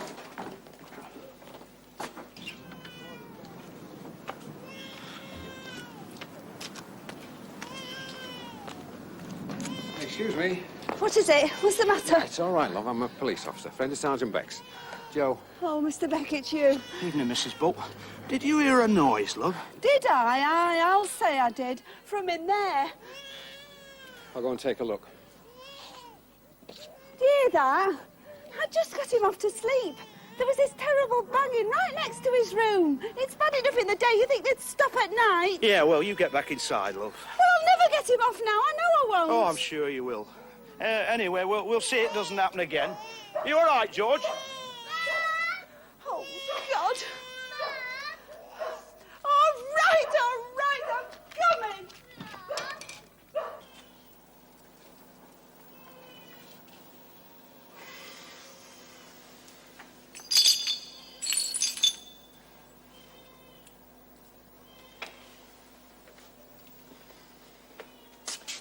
Made a thorough job of it, didn't they?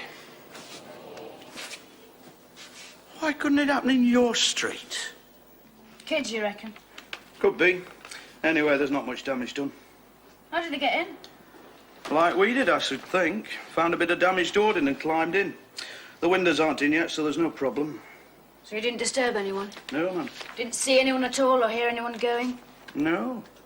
I mean, apart from a neighbour who came out because of the noise, it was totally silent by the time we got there. And how quickly did you get there, Joseph? Well, we were off duty, relaxing like. We weren't expecting anything.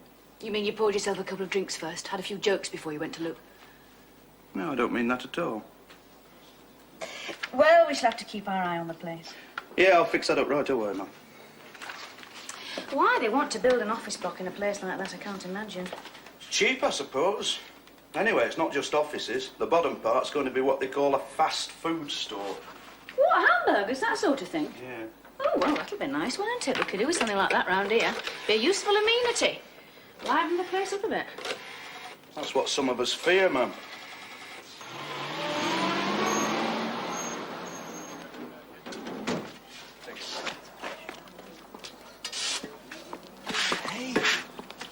That means we're slap bang on target again, doesn't it? Aye, we're going great guns now, Mr. Rennick.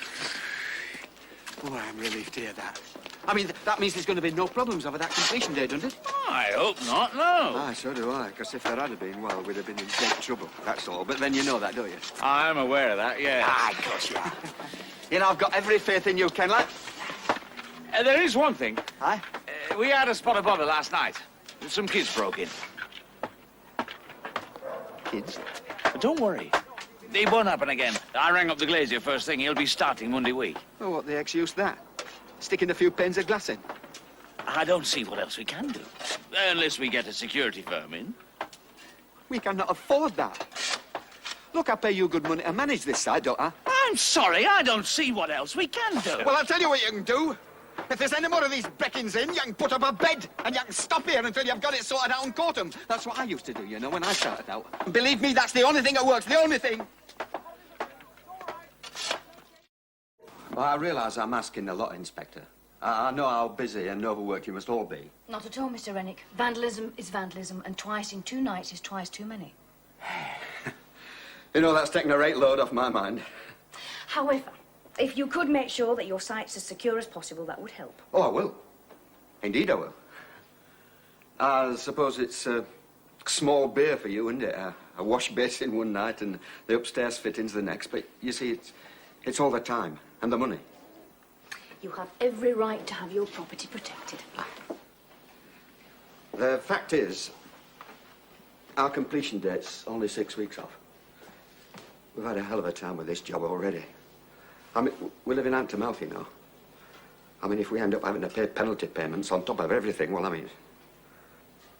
Well, we can't, that's all. The bank think I'm overspending as it is. They're already threatening to call in the loan, and there's no way they're going to lend me another penny. I don't know what you're expected to do. Still, I'm sure when your fast food shop opens... Oh, it's in mine. I wish it were. I wish to hell I was in a business like that. No, I'm just the poor mug who built the damn thing. Somebody else will make all profit. You know, things are so bad at the minute that I wouldn't tell that to just anybody, you know. But I've built this business up. I've built this whole business up right from scratch. I've met sacrifices you wouldn't believe. And there's no way I'm going to see it ruined. There's no way I'm going to see my whole life ruined just for Well, not for nobody. You do see what I mean, don't you? What's wrong with hamburgers? Nothing's wrong with them if you like that sort of thing. I love them. Personally, I prefer making my own fast food.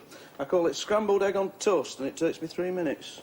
Joseph, are you planning on being at home tonight? Yes, Mum, I think so. Good, excellent.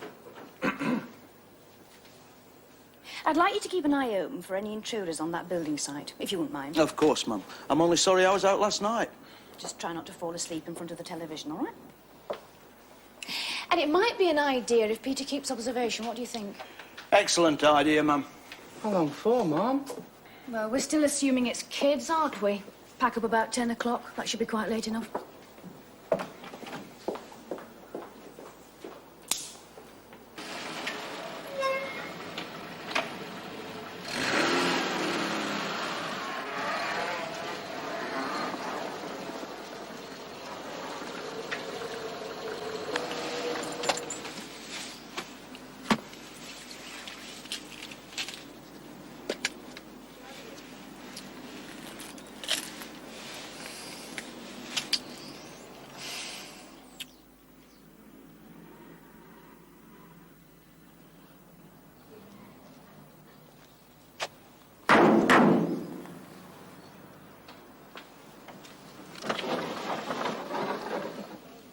Caught 'em then, have you?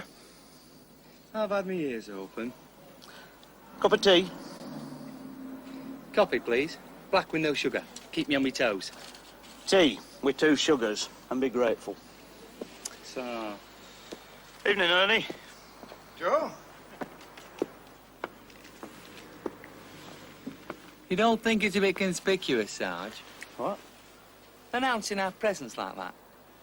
You're not saying Ernie Waitman did it, my next-door neighbour at his age? I'm not saying he did it, no. I'm just saying you can't rule anyone out, can you? I mean, look at the mess they're making of his street. It's my street, too. Aye, well, exactly. Both got motives, haven't you? Listen, be careful what you say. Be very careful. It's true, though. Look, there's 50 houses in my street. We've all got motives if it comes to that. Exactly. Don't keep saying that. All I'm saying is you can't rule any... Well, I think I'll be getting back. Sarge!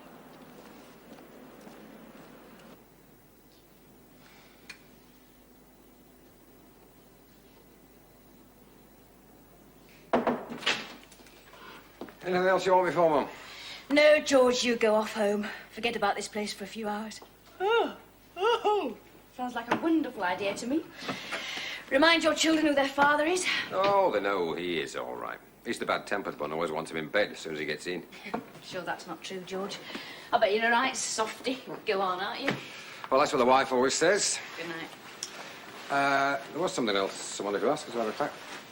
We were wondering, the wife and I, if you'd like to come round for supper some night. Oh, thank you. I'd love to. Which night? Well, whatever suits you. Next week sometime. Well, at a guess, I should say there's Monday, Tuesday, Wednesday. What about Sunday?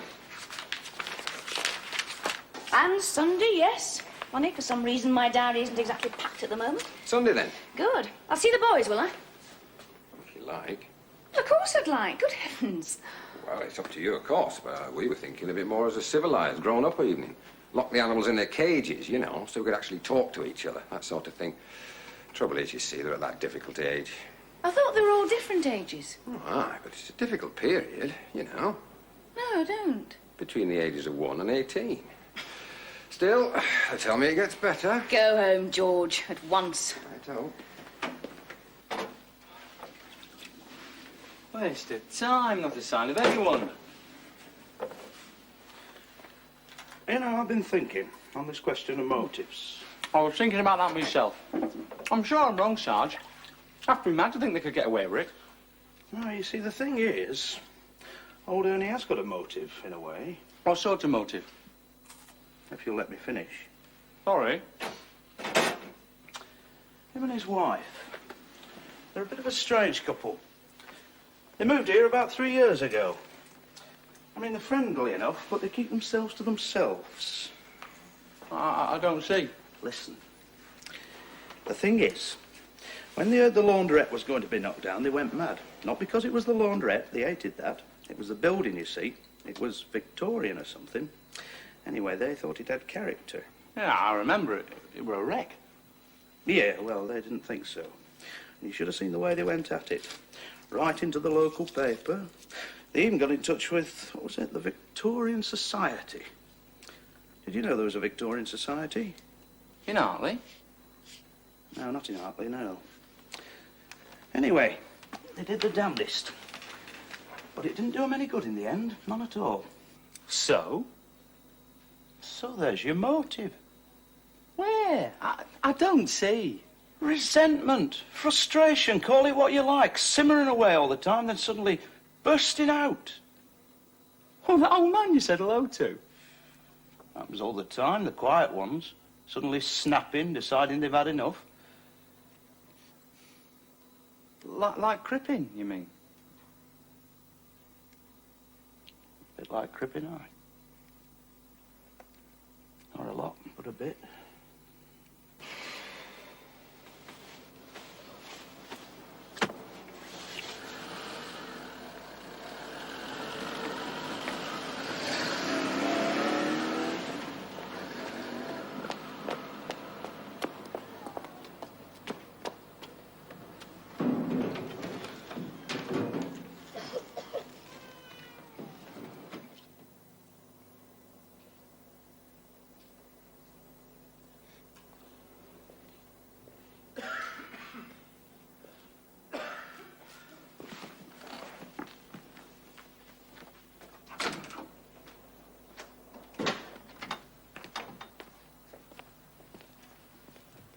Evening. Evening, Joe. You were out late. I've been posting my pool's coupon. Always post it Wednesday. That a fact? Aye, never miss. You might as well have waited till morning. Last post went ages ago. I know, it's working late. Puts me routine right out. Still, I like to think it's on its way. All I've got to do now is wait till the cheque arrives. That's right. So how long have you been waiting so far? Oh, 20 years. Or is it 25? Still, it'll come one day. I'm sure it will. Night then, Joe. Night, Ernie.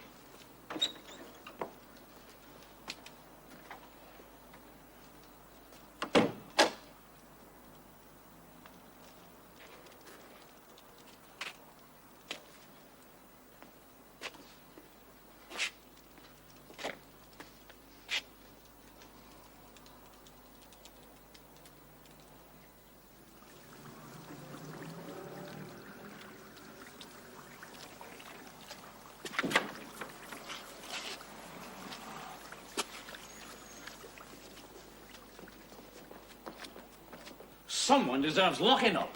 What's happened? They've only emptied half a dozen bags of cement all over the floor. It'll be rock solid by now. It's like a furnace in there. Just calm down. They turned the central heating on. It's incredible. You know what they've done? They've stuck little holes, like pinpricks, all along the pipes. We found it just now. All the water's set the cement. It'll take hours to chip it off. Doesn't sound like kids, does it? Who knows nowadays? He'll have my guts for garters, Mr. Rennick will. I thought you lot were meant to be keeping watch last night. Aye, we were. Well, what happened then? If you don't mind, ma'am, I'd like to chase this up myself. Why's that, Joseph? Because it happened in my street, because I know the people in it. I could likely get more out of them than anyone else could.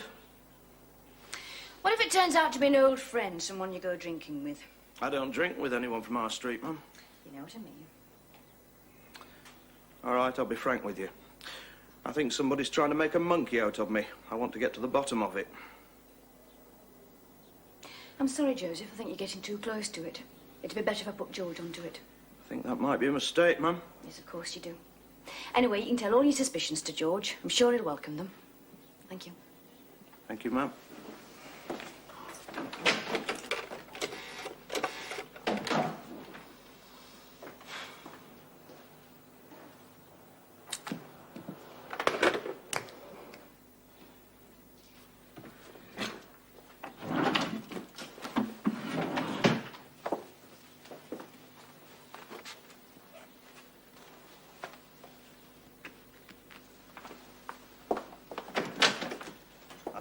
I don't know what she thinks she's playing at.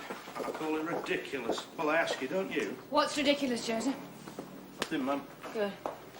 Get hold of CID for me, will you? I don't know where they are at the moment. Tell them I want the damage on the site photographed and I want it fingerprinting. Yes, Mum. I'm going to have another chat with Mr. Rennick. You never know. Might even have some ideas for us. CID. Let's do what the lady says. Fat lot of fingerprints you'll get for a pile of cement.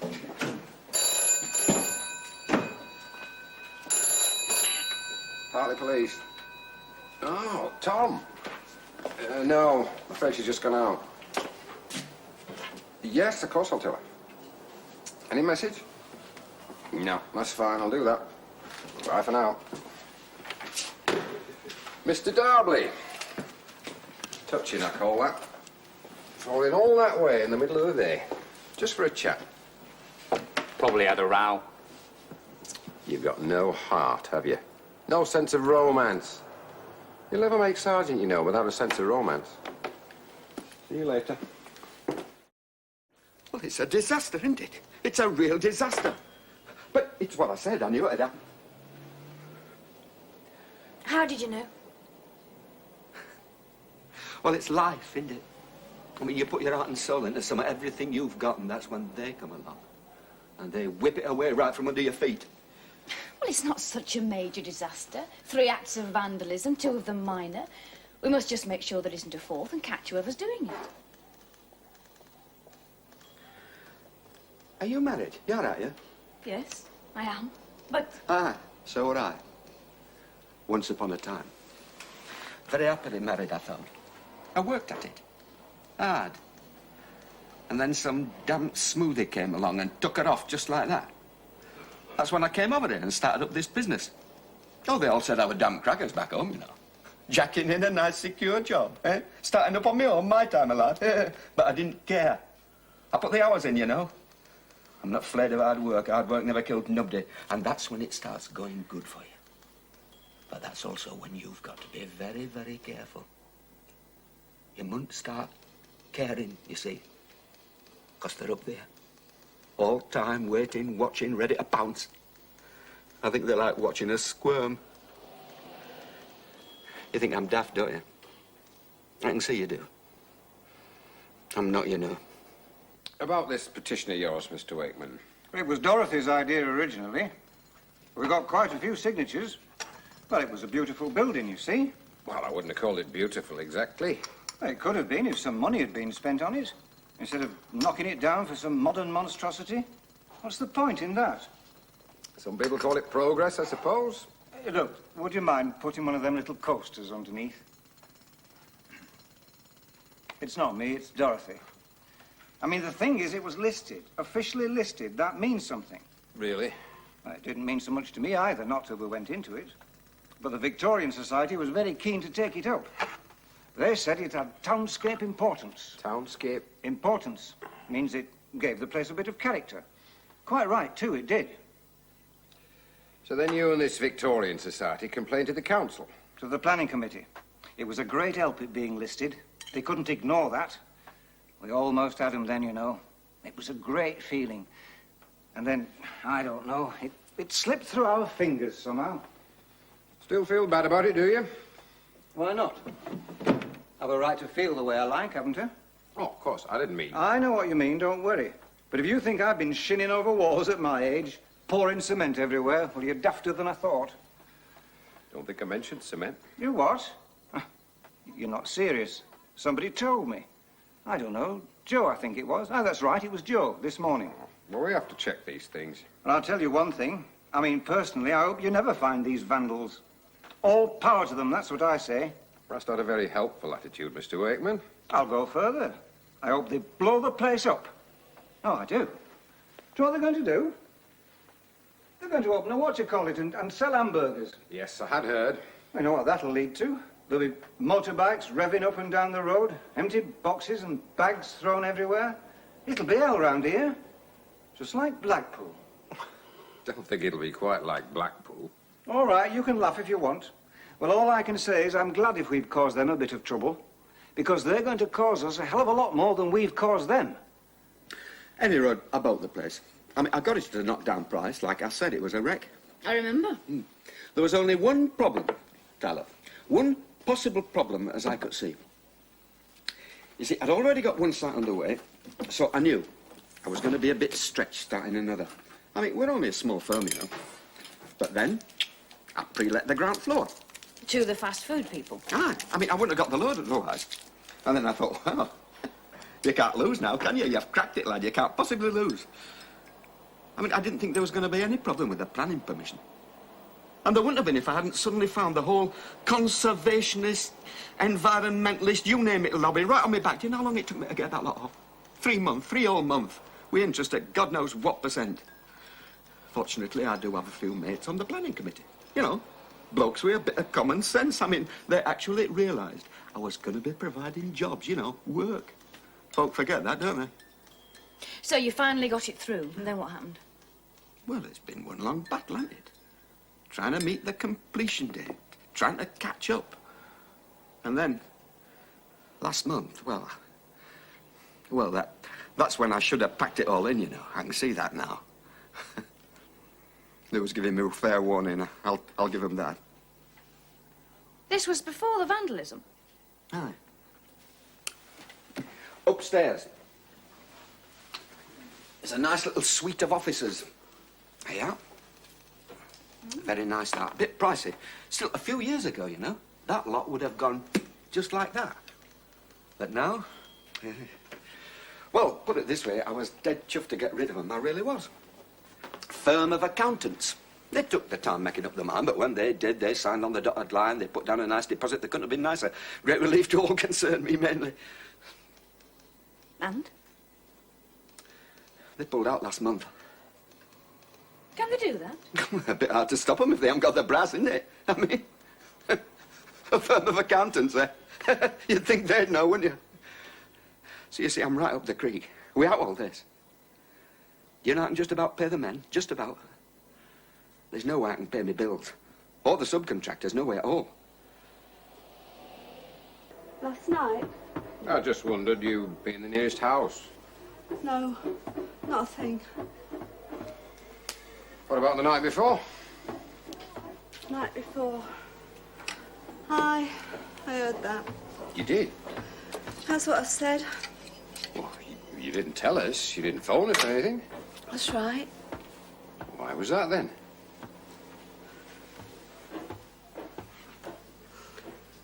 Because I haven't got a phone, have I? I can't just go out and leave the kids. It's against the law. Or didn't you know that? What about your husband? What about him? Couldn't he have gone? Not really. He's in Hartlepool. He moved out 6 months ago. Said it was too much for his nerves. He couldn't stand it. The building? No, the kids. 3 under 5. Oh, and before you ask, it's all right, the other two are up the street. I haven't done them in or anything. Not yet, anyway. Well, I'm sorry about your husband. But it would help if you could tell us if you hear or see of anything again. I mean, you could always pop across to Sergeant Beck. I don't think we'd have the law on you for that.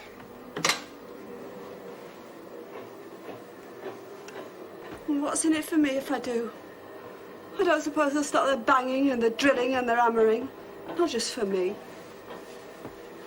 They've got to finish it, haven't they? I mean, you can't just leave it half-built, you can see that. All I see is we're all out for number 1. No one gives a monkeys about me, so why should I give them monkeys about them? You know, I reckon they wait. They really do. Till I've got him settled. Then they start. Still, it'll all be finished soon. A couple of months, they'll all be gone. I reckon they'll finish me before that. The place is seething, Mum. It's a hotbed of resentment. I mean, at one point, I'd almost decided they'd all got together to do it. What did you decide in the end? Well, there's 1 or 2 of them capable of it, yes. Trouble is, you can't help sympathising with them in a way. That doesn't mean you're sympathising with the vandals, too. No, of course not. Good. Now, there's something else. Something Rennick said. I might be wrong, but it struck me we could be barking up the wrong tree altogether. What, you mean it isn't anyone living in the area? I don't know. I'm just raising possibilities. I certainly don't think it's kids, not after last night. Rennick's in a state of acute anxiety. He's on the verge of going bust. And he said something about not being able to pay his subcontractors. He hasn't been able to pay for a few weeks. Now, if we're looking for a motive, that's a pretty good one, isn't it? What, not getting paid? Well, I think I'd feel pretty aggrieved if I wasn't paid for the work I'd put in here, wouldn't you be? Maybe, but I wouldn't start smashing up the police station. It's a possibility, though. So what about Rennick himself? If he's going broke, like you say, could be he's done it himself. He could claim on the insurance, after all. Check it out, George, what sort of insurance he's got. And get a list from him of everyone he hasn't paid. Subcontractors, suppliers, the lot, first thing in the morning. Yes, ma'am. And I want an all-night observation kept on that site from tonight. And don't use Sims this time. Get a fresh face. Right.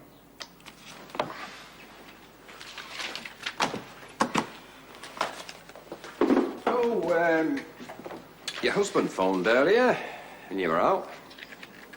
Did he say what he wanted? No, but he rang at peak rates, so I thought it might be important. I doubt it. Probably at the taxpayer's expense. Pardon? Nothing.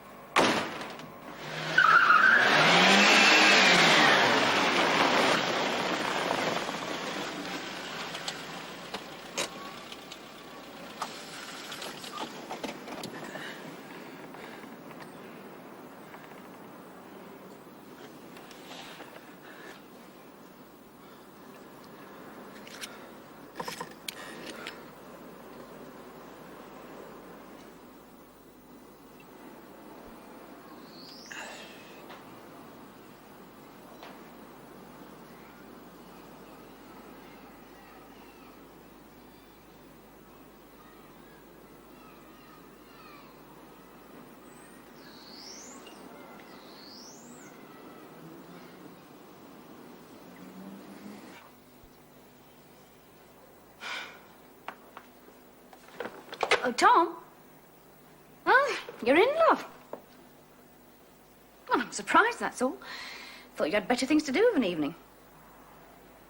It's not meant to sound like sour grapes, no. No, I'm fine. So, what was the purpose of your peak hour phone call? George Parish was fascinated. I hope the college wasn't paying. Sunday? Oh, yeah. But I thought you said... You're not fed up, are you? Oh, no, that'd be lovely. Oh, there is just one thing. If you're planning to stop overnight, because I'm going out Sunday evening. Oh, well, for dinner, as a matter of fact. With someone? Well, yes, of course. It's not much fun otherwise, is it? Never you mind who with. Look, I thought we trusted each other.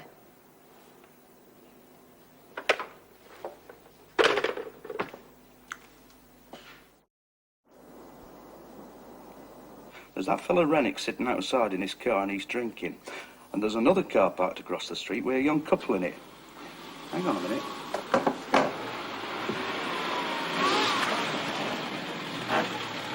Listen, Joe, about that car. Joe?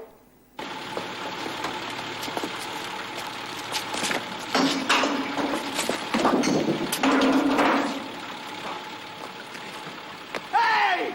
You!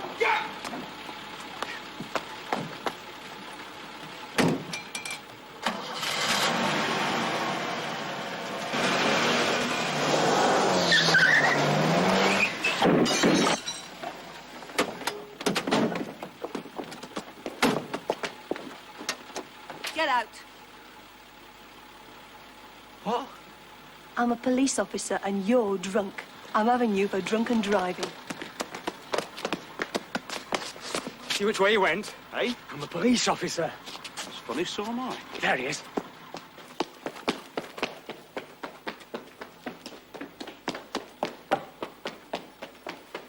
So, you didn't smash the wash basin? No. Or the toilet? No. And you didn't throw cement over everything either? Right. But you do admit to throwing a few bricks? Yeah. Are you sure about that? I mean, I wouldn't want you saying I was putting pressure on you. What's 5 witnesses, after all? One to deny the lot. I threw the bricks. That's all I did. It's a bit odd, isn't it? You turning up on the 4th night when there have been incidents on the other 3. Oh, I can't help that. Look, you're just wasting time. Well, what do you expect me to do? I didn't do it. That's the truth. Look at it from where I'm standing. You know quite a bit about you. Oh, you've got a bit of a temper for a start. Have a nasty habit of threatening people. Oh, well, you got it all worked out then, haven't you? Young bloke loses his temper a bit. It's logical. Cop in for the lot. Only trouble is, I'm saying nothing. Except you're balmy. So, what are you going to do now? Why do these things always happen when I'm just settling down to a good programme on the telly? Murphy's second law of motion, ma'am. I think it is. What's the matter, Joseph? Can I have a word, ma'am? I suppose so. Where's our culprit? Talking to Sergeant Parish, ma'am. Mr. Rennick? Seems to be well over the limit to me, ma'am. He's been seen by the doctor. First offence? Second, says he wants a word waiting for you. All right, Joseph, come on.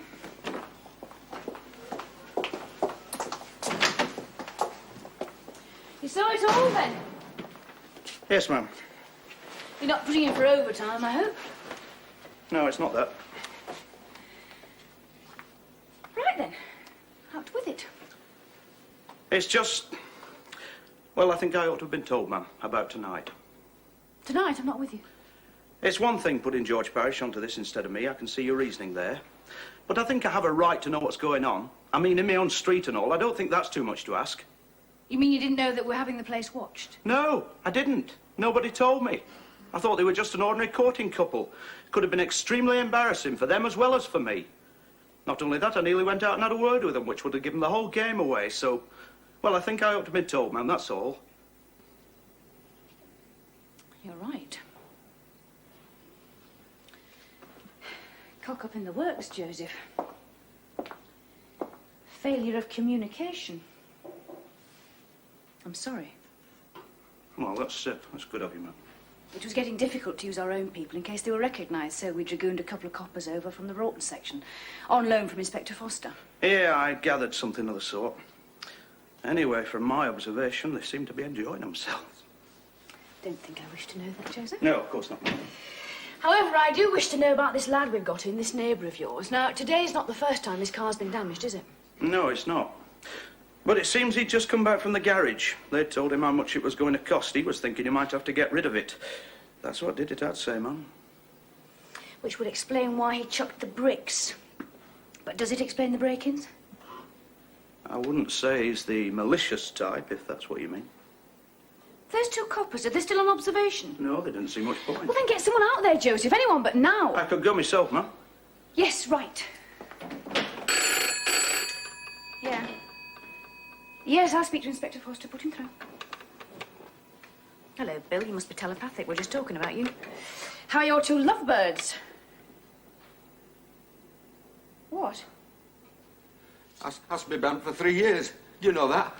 Yes, I do, sir. It's the end, this is. So it comes with drinking and driving, I'm afraid. I was doing a U-turn. That's all. That's hardly driving, is it, a U-turn? I wouldn't hardly call that driving at all. Peter. Oh. Yes, in a minute, Inspector, Mr. Rennick. Sergeant Parish still with that young lad? Yes, ma'am. We just took him in a cup of tea. But I don't think he's getting very far. Let's go over it again, shall we? Sergeant.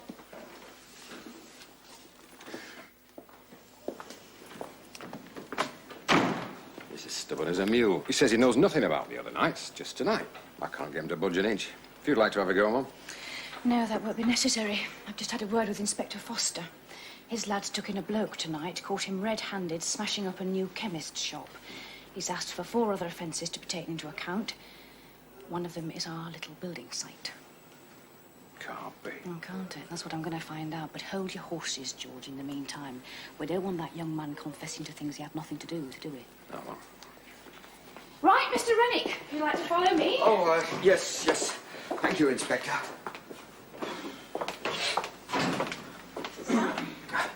Thank you. It's very kind of you to spare me your time. Not kind at all. I want to ask you some questions. Me? Oh? Now, Mr. Rennick, I want you to think very carefully. Do you remember employing a man called Baker, Harry Baker, at any time?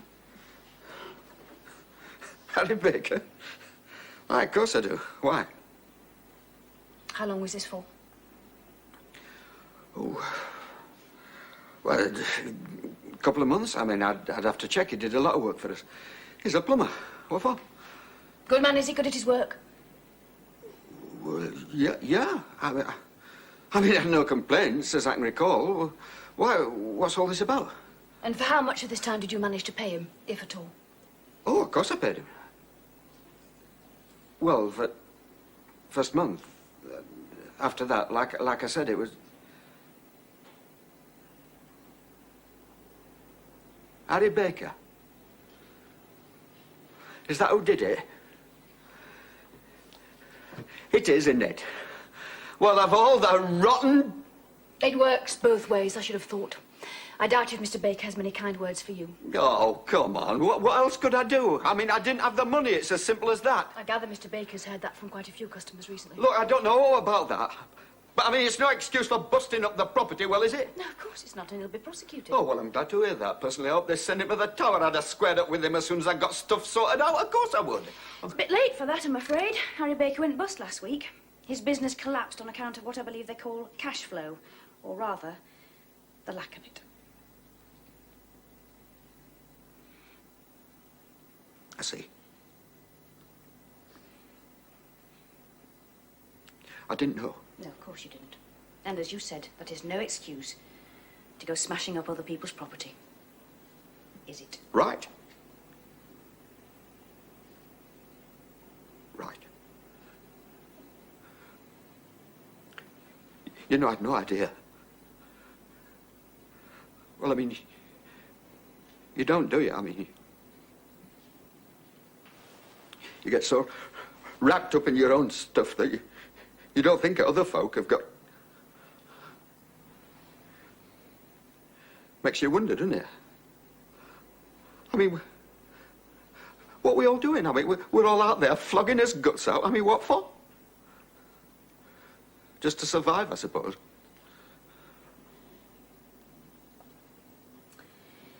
Now, about that word you wanted with me. No, forget it. Thanks for your help.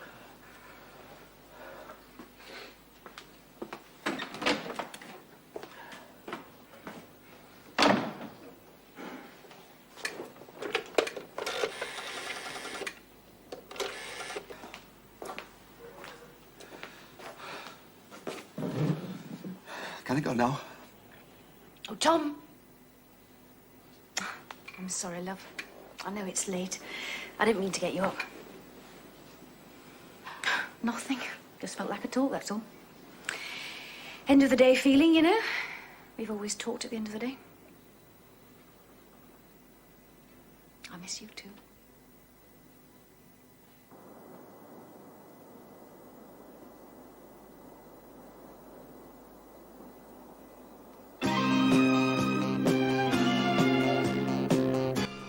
Next on Drama, we catch up with London's finest police. The good folk of Sun Hill are on the beat. In the bill.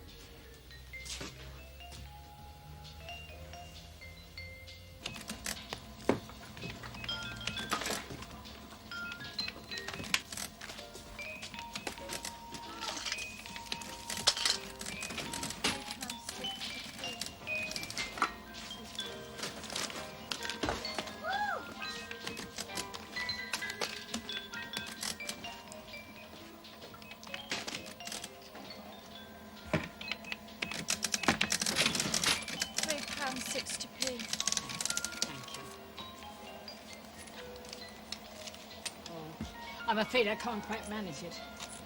It'll have to be a fiver.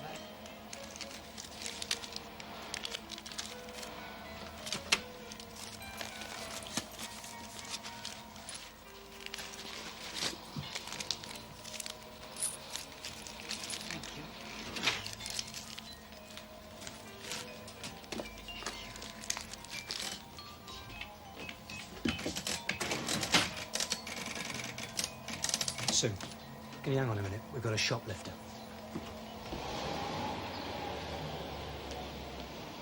Madam, you're a shoplifter and a thief. I'm making a citizen's arrest. Will you come with me, please? Oh, no, you don't understand. I was just bringing them back. It's all a terrible mistake. Pathetic. Oh. Are you two trying to sit here all day? Do you think you might manage to do a bit of work this morning? Sorry, Sarge, just coming.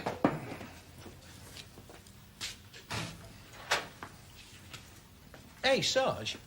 What? You doing anything tonight?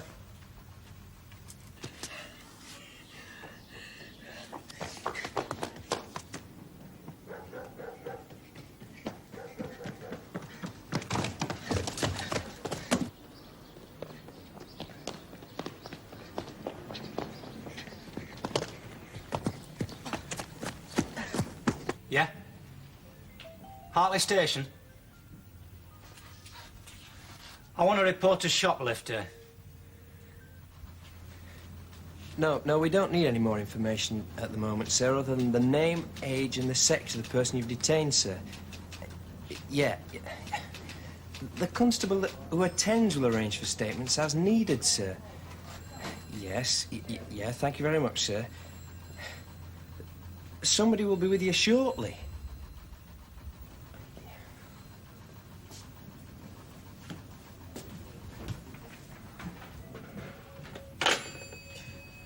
I didn't steal them.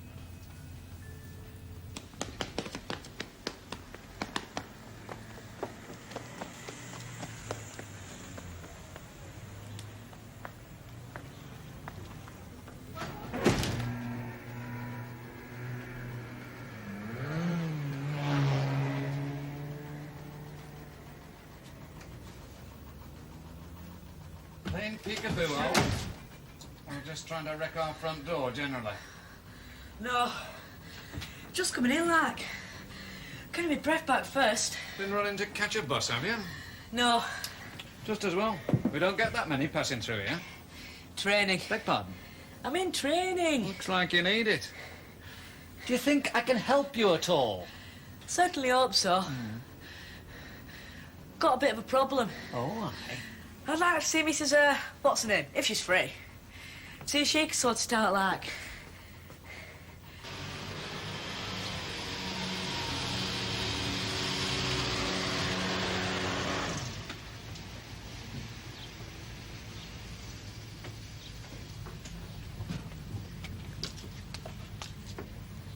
Mrs. what's her name? You know, Inspector Lady. Don't know her name. Shoplifter to be collected at Safe Price Supermarket. Know where the sergeant is? Morning. Morning. Is she free then? Mind telling me what it is you want to talk to her about? Afraid I can't. All right. Lost something, have we? Yeah. I just dropped a 5p piece, like. You were looking at station door. What have you got to say about those? Not what you think it is. Oh? What do I think it is? It's just acne. My doctor gave me some cream for 'em. Right. On your skates.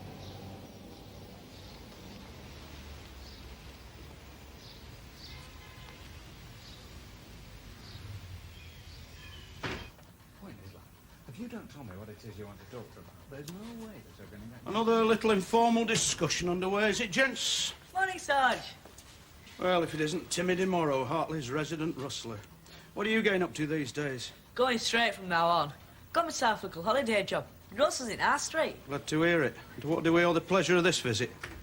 I'll tell the boss, if it's all the same with you. Morning, gentlemen. Morning, ma'am. Timmy DeMorrow, ma'am. Oh, yes. Says he'd like a word with you. I see. I thought he might be able to help me, like. Okay. I'll give you a minute, but it better be good. I'll have a chat with Timmy, Joe, before you bring me up to date. Right, Mum. Come on. See? Told you she'd simmer.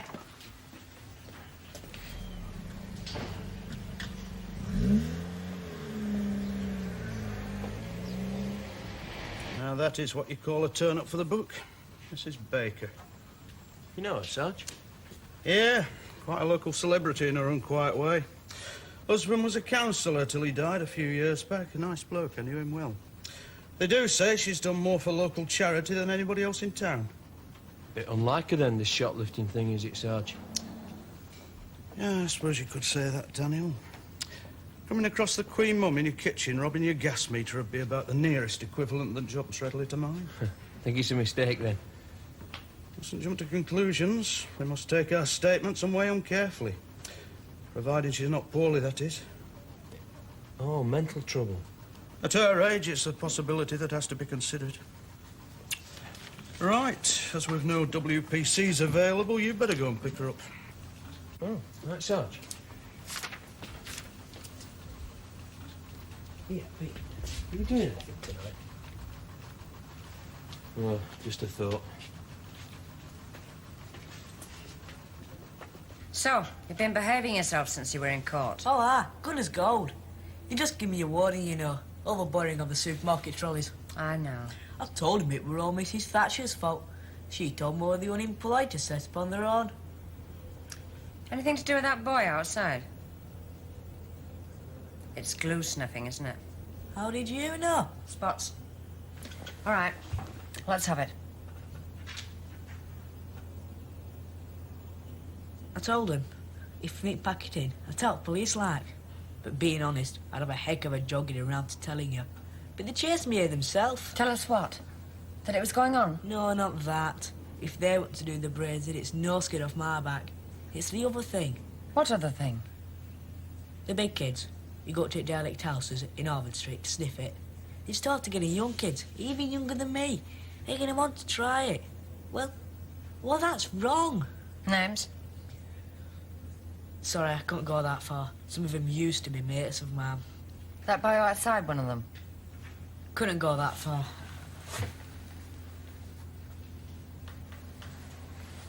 But you know as well as I do, it's dead easy to spot him. Big homeless kids with spotty mouths who keep falling over. Can't miss them, can you? See ya. How about you? Me? You ever tried it, glue sniffing? No, I read the papers. Who wants to end up a zombie? Well, I'm dead in a pool of sick. No, I'll stick to my trade spotted. See ya.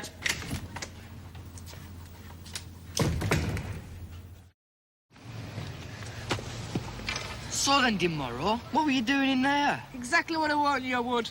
You what? I told about Harvard Street. Why, you... Ah!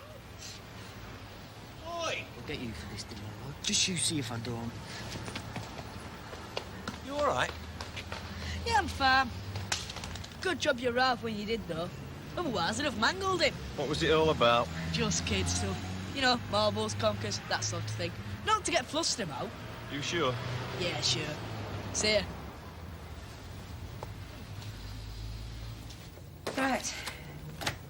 Glue sniffing. Kids using the derelict houses in Harvard Street as their hideaway. Timmy? It says the big kids are getting the little kids involved.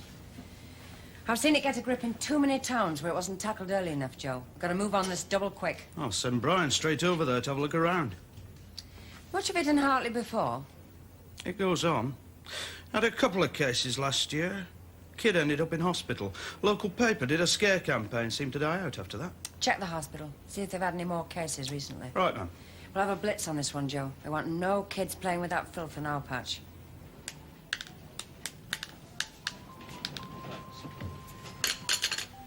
Well, you took your time, Constable. I really can't afford to sit around in my office all day, you know. Well, we're quite busy ourselves, sir. Ah, well, you're here now. This is the thief I rang in about. It's all a terrible mistake. I wouldn't dream of stealing.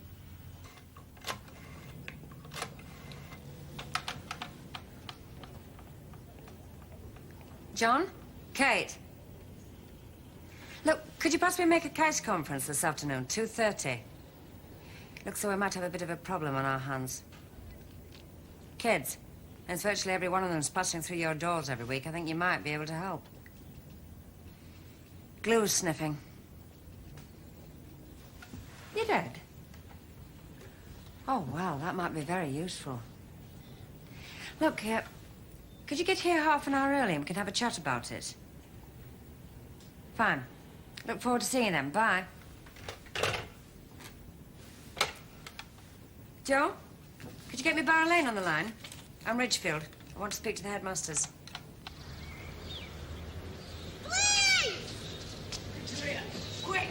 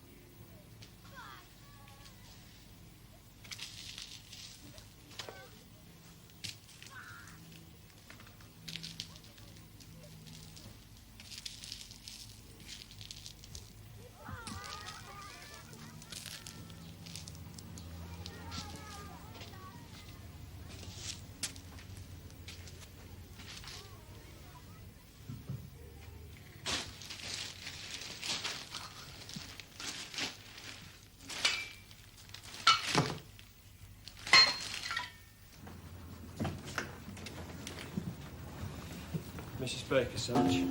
Hi, Mrs. Baker. Come on, Sergeant. This is all a terrible mistake. Yeah, we'll look into it, ma'am. Take Mrs. Baker into the interview room. Right, Sarge. This way, Mrs. Baker.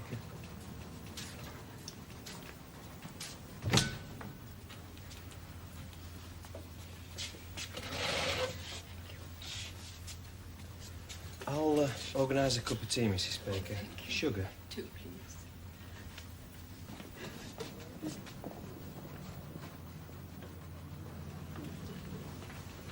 Well? If you ask me, Sarge, it's an honest mistake, plus a bit of old age forgetfulness. That supermarket manager's a right little fascist. Hey, that's enough of that.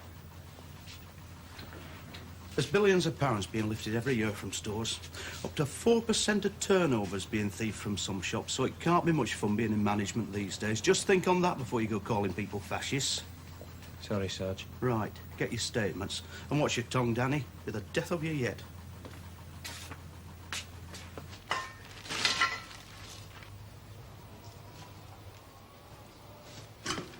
Oh, aye. And where might you be going? Nowhere. Just so calm, wonder what was going on, that's all. Well, off you go and wander somewhere else. This place is off limits from here on out.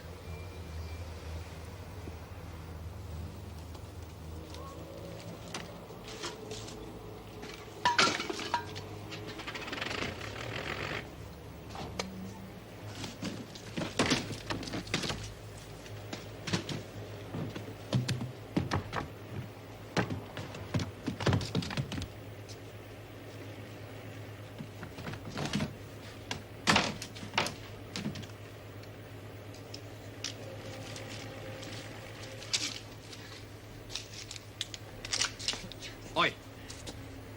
I don't suppose this stuff would be anything to do with you, would it? What stuff? Glue. No, I never touch it. Listen, you lot. This place is out of bounds from here on out. We're going to be patrolling round here regular from now on. And anybody found inside is nicked for trespassing. Right. You've been warned. So, keep away.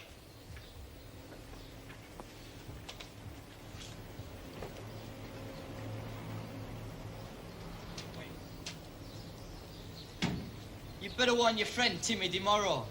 If he shows his face around here, he's in for a punching.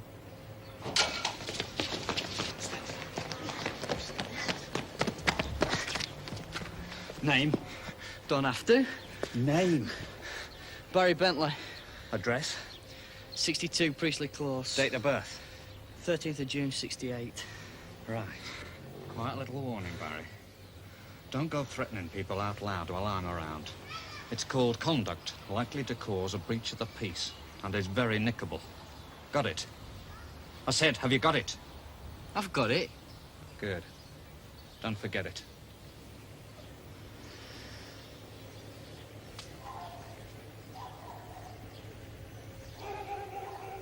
And that's about it, Mum. When Mrs. Baker got outside, she found them in her hand. Turned round to go back, and there was the manager. He says she turned round just in case she was followed, which of course she was by him. He says that she was actually stealing them. What sort of man is he? The manager, Mum. Aye.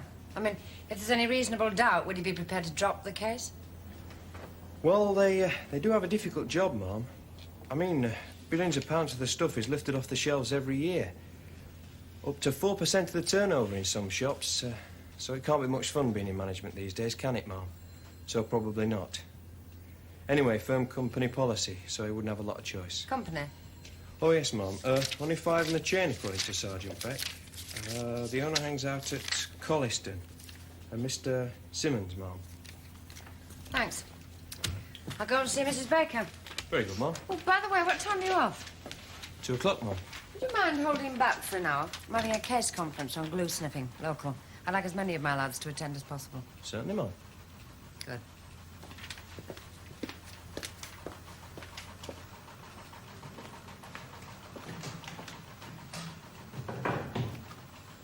Mrs. Baker? Yes. I'm Inspector Lawson. Good morning, Inspector. Well, not a very pleasant situation, Mrs. Baker. I quite agree. Dreadful. So, headache pills. Yes. I did actually pay for the first packet. The other was an accident. Do you get a lot? Pardon? Do you get a lot of headaches? Oh, about average, I suppose. What would you call average, Mrs. Baker? Oh, every couple of days, I would imagine. Twice a week, perhaps. Nothing serious, just a twinge. But I do take at least one of these tablets every day. I read somewhere that they're good for keeping one's arthritic aches at a tolerable level. And then I simply take an extra one if I have a headache. I see. You're a widow, Mrs. Baker. Yes. 2 years ago now. That takes a lot of recovering from. Yes. Sleep is the hardest thing to come to terms with. It's only natural, I suppose. If for over 40 years there's always been someone beside you when you went to sleep and when you wake up, and then suddenly, yeah, takes a lot of coming to terms with. Sleeping tablets? No. They were on offer, of course, but it's a very dangerous road to start walking down, especially in my time of life. Antidepressants? No. I simply decided to ride out the storm. I am a believer, you see, and that helped. Well, I cried a lot at first. I still do occasionally, but that's healthy enough. No point in pretending I don't miss him, is there? Because I do, and I probably always will do. But if it's any help, Inspector, I've not gone potty yet, and I'm certainly not a thief.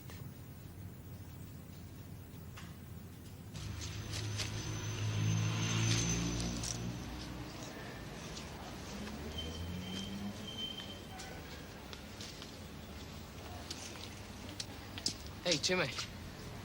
Hey, John. How's it going? All right, you know. Came to warn you. Keep away from Harvard Street. Barry Bentley said he's going to punch you up. Oh, it don't frighten me. I just thought I'd warn you, that's all. I'll see you. Hey, John. Yeah.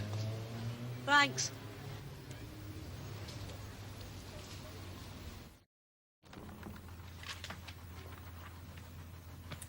Danny free at the moment, Joe? He can easily be made so, ma'am.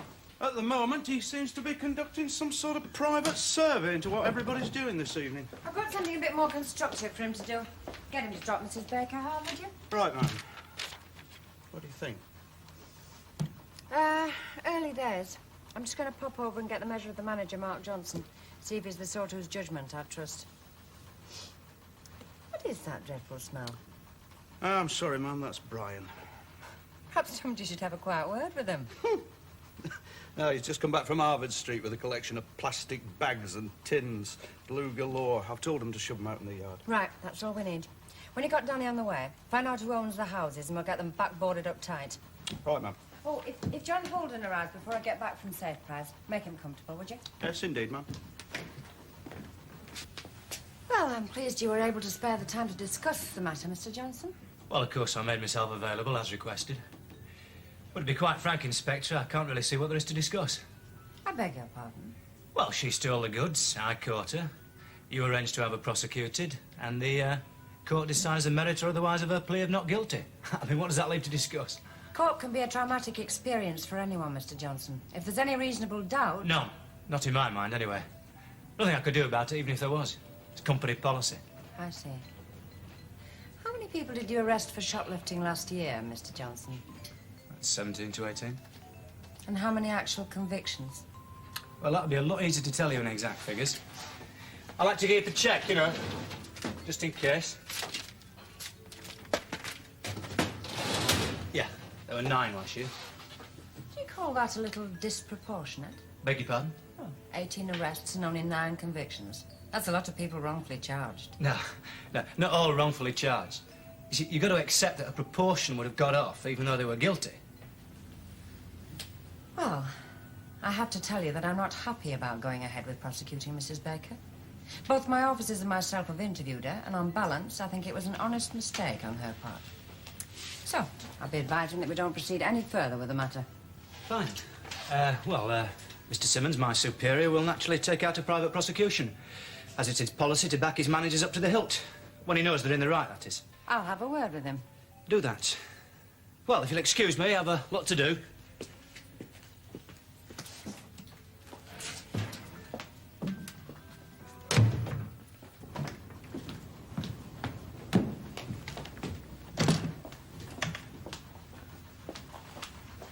How'd it go, ma'am?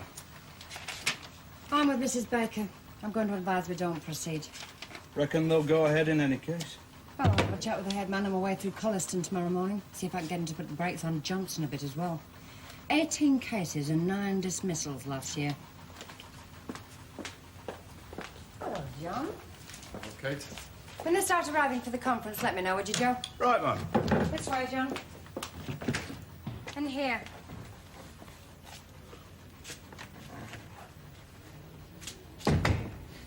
Glue sniffing. Yeah, nasty one.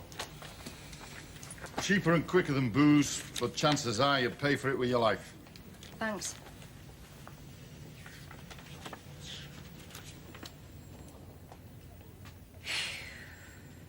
Yeah, terrible, isn't it? First time I come across it, it was, weird. I saw this kid walk into the public loo next to the bus stop. He was right as rain. 2 minutes later, he came out, he was legless. I mean, to look at him, he was totally drunk. He kept falling over. And, of course, everyone at the bus stop looked the other way. So I went over and I picked him up. And you could smell the stuff on his breath. He had glue on his hair, he had glue on his clothes. He was a mess. Much of it at the club? Oh, we've had our moments, yeah. Recently? Yeah. A couple of weeks ago, some of the kids stopped showing, so that surprised me, and I went looking for them, yeah. And? Well, I found them. Talked to them, and hopefully we'll sort it out finally. Names? Is this friendly or official? In this uniform, in this office, John, it's always official. Oh, I can't help you then. I want to help them. Well, what can you do in that uniform that I can't do better without? Get solvent sales in Hartley under control. Oh, yes. Yeah, I'll give you that. You can do that. I can't do that. But you see, I look after the welfare of the kids in my club. And I'm afraid when it comes down to it, one of the rules of the game is I don't give their names to the police. They trust me. So did I. Mr. Spindler's arrived, ma'am. Show him in, would you, Joe? Well, when you and the lads are free, I'd like to get underway as soon as possible, please. Right, ma'am.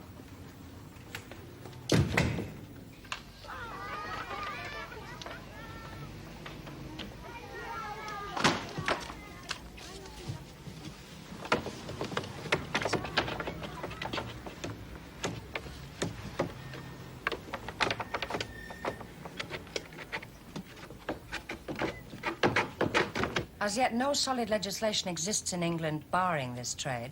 We shall just have to let common sense dictate and try to control the matter ourselves. How do you hope to do that, Inspector? This afternoon, I intend to have 2 leaflets printed. One listing products for the shopkeeper's own information, and one setting out the characteristic signs of the solvent sniffer. This second leaflet we will attempt to have posted in every shop in Hartley that sells any product which could be used in this way. That's virtually every shop in town. Yes. The officers who deliver these leaflets will be told to impress upon the managers the basic rules we would like imposed. No sales of any of these listed items to any unaccompanied children, and keep an eye on the older ones. Any excessive orders to be refused out of hand. In fact, I want glue and other solvent products in Hartley to be treated like the old X pictures. Definitely not for children, and if in doubt, keep them out. Look, it's not just the kids, you know. I mean, what about the parents? I mean, I think they have a responsibility in this matter. I think they must realise that any child found apparently drunk from whatever source can be legally taken to a place of safety for his own protection. And if the problem persists, then the child can even be removed from the parent by the court. Now, I think you'll find that parents who know and care, Mr. Holden, are worried already. Oh, what worries me is the parents who don't know and don't care. And what we need is a campaign, not just local, national. Let's spread the message. Our kids are in danger. Let's do something about it. That's exactly what I intend to do, George. But let's start local and then try to spread the message from there. Anything else? Any further questions? Thank you all for attending. It's been a very helpful meeting. Yes, I'll see you get some of those sent. Joe, I want you to liaise with George and get as many officers as possible standing by tomorrow morning to get the job done. Right, Mum. George, would you mind holding back when the others are gone? Certainly, Mum. Thanks. Bye.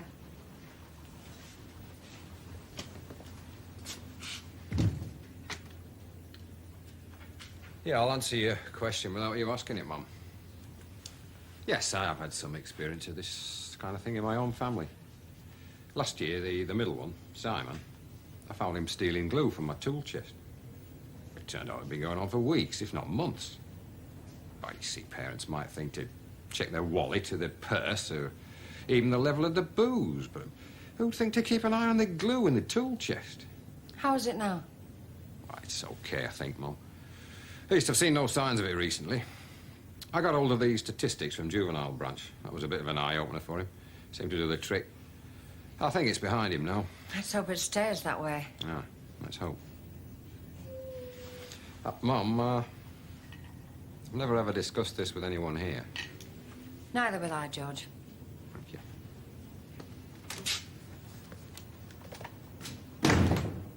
Well, if that's what they're selling at over there, we'll drop by 2 pence on that item. Oh, and put a penny each on the tin ham and the sardines. That should cover it nicely. Safe price, Mr. Johnson. Yeah, put him through. Ah, Mr. Simmons. About yesterday's returns. Oh, she was caught red-handed. Well, myself, as it happens. No, I don't think that would be a very good idea, sir, if you don't mind me saying so. It sets all kinds of precedents. Yes, yeah, I'll forget all about it. That woman inspector talked him out of prosecuting that shoplifter. Police. Why can't they stop interfering? Do what they're paid to do.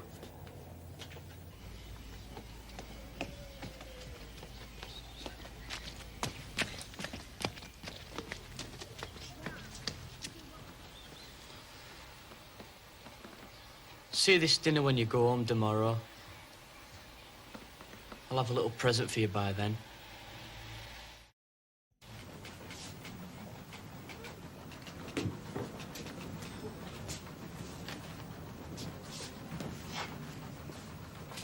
Here, Sarge, I think it's wise. What?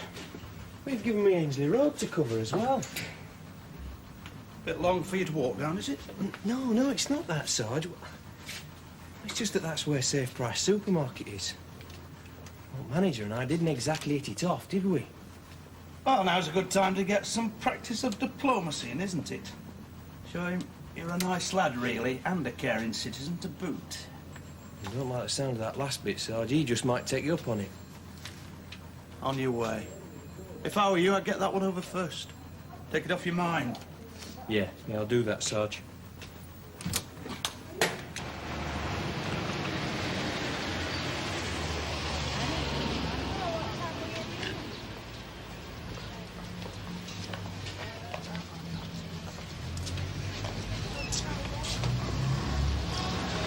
Does that inspector of yours think that we shopkeepers are all fools? Don't know what's going on in the world? I already know the dangers inherent in every product in this list. I keep an eye on who's buying them and how much they buy. She's just trying to spread the message a bit wider, that's all, Mr. Johnson. Lots of people don't know. She thought if you could just put them where your till girl and the shoppers can see them. 99.9% of my customers are normal people, Constable. Family people. Do you really expect me to put a notice up about sores round the mouth where they're buying the weekly food? Quite frankly, I think your inspector's got a screw loose. Good day. Look, Mr. Johnson, this is quite important. Good day.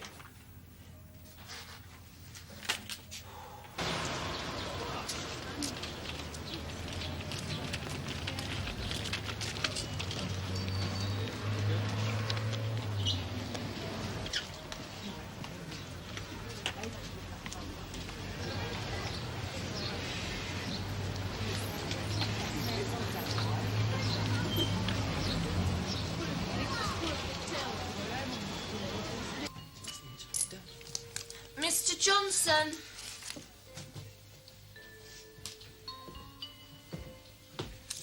Hello, what we got here then? It's a bit excessive, isn't it? Mr. Johnson, isn't it? That's right. My dad owns Davies, the joiners. What, in Enton Street? Yeah, that's the one. Normally gets his glue from Cash and Carry in bulk, but saw your price on this make a few days back. Reckons it's a better buy than his usual one. So he sent me round to get a few cans to try it like. If it does job well, could end up as a regular biggish order. Mind you, come to think of it, he did mention I shouldn't say that to you. Yeah, well, nothing to worry about, is there? He's not the type of boy to take up glue sniffing. Certainly not. My dad would murder me if I did. Carry on, Sue.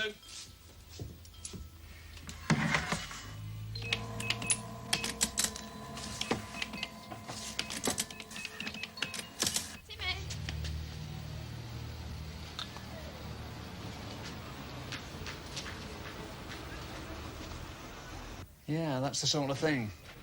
So, keep the dangerous stuff up high where they can't reach it. Or better still, behind the counter so they've to ask for it. Timmy! Timmy!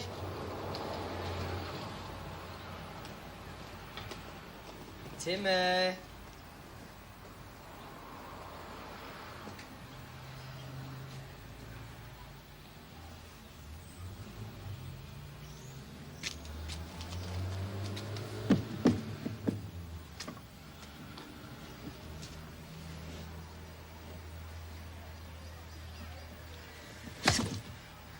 Hello, Demoro. Nice to see you again. It's been a smashing reaction right through town. Near enough a clean sweep. Get market day over tomorrow and that'll be the whole town on the alert. Doesn't surprise me. Once you let people know the problem, they're usually willing to help. Only one outright rejection against putting the leaflet up so far as it happens. Oh, aye. Safe Price Supermarket. Exactly. Who covered it? Danny Sparks. Was that wise? I thought so at the time. Looks as though I was wrong. Don't seem to be the manager's favourite people at the moment. I had a chat with the head of the group this morning, got him to drop the shoplifting charge. Obviously, the manager's been told and is taking it personally. Think another chat with the head man might help. No, not this time. But I do think that's a nasty bit of road outside his shop. Dangerously busy. I reckon it'd be a good idea if we posted a constable out there during shop hours. Just in case any children happen to be crossing the road, might warn them to be wary. What do you both think? Seems very sensible to me, Ma. Almost a public duty, really. As you say, highly dangerous. We'll get someone round there now, shall we?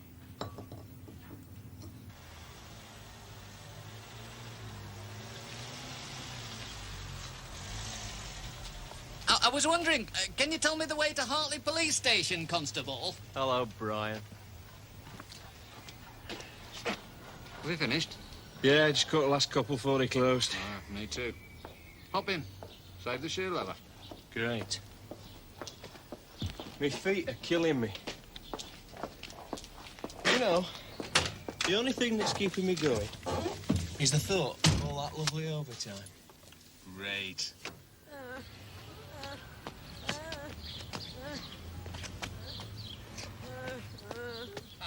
Honest? Yeah, straight up. Said we're doing a grand job. And he gave me a packet of those jelly baby things. Well, give them to me then. All gone hours ago. Oh, yeah. No wonder you've got a weight problem. Get off.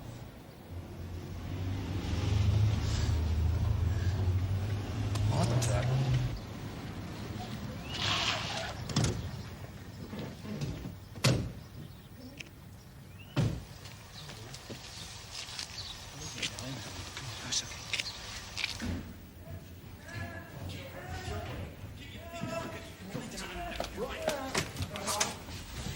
What on earth? Come on, it's all right, don't worry. Don't worry. Just appeared in front of the car, ma'am. Come on, in the middle of the road. Did he hit him? No, Mum. No, we Thank went God. close. Timmy, what happened? What happened, Timmy? I was going to see you. Yes. Go on. Taking ages. Yeah? I'm an empty. Who? Now. Barry Bentley. Do you know Barry Bentley? Make me sniff stuff. Stank. Yes, go on. Police had him back a long time. Fell over me. Go away when he fell over. No, very well. Which house? Come on, Timmy. Timmy? Come on, it's all right. Timmy, wake up. Concentrate. Which house? I can't remember. You've got to. Go on. One of them. Dover Street. Which house? Better get there quick. Dover Street. Do you know Barry Bentley, Sergeant? No, Mum. I had a few words with him yesterday, ma'am. Hanging around the house in Go and get Harvard him. Street. Bring him in quick. Yes, ma'am. You two, Danny. Yes, Mum. Go and get a car round, Sergeant. We'll get him to the hospital.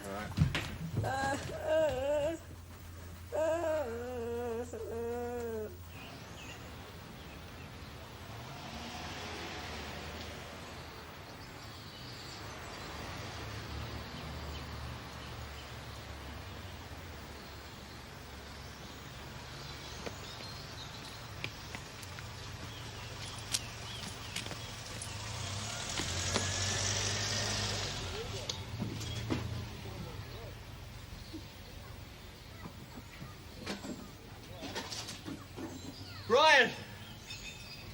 Get an ambulance, it don't look good. 7749 to Hartley.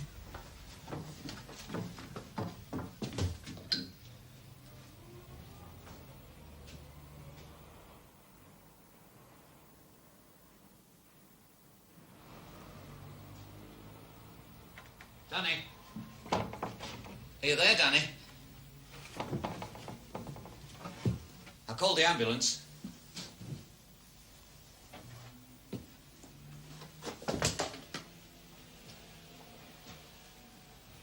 Over here.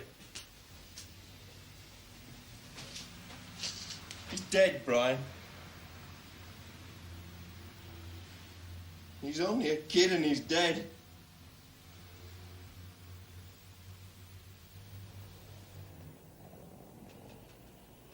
They found it near the body in a safe price supermarket bag. Today's date. Yes, Mum. I'll be back in an hour. I've got things to attend to. Want me to come with you? No, this one's all mine.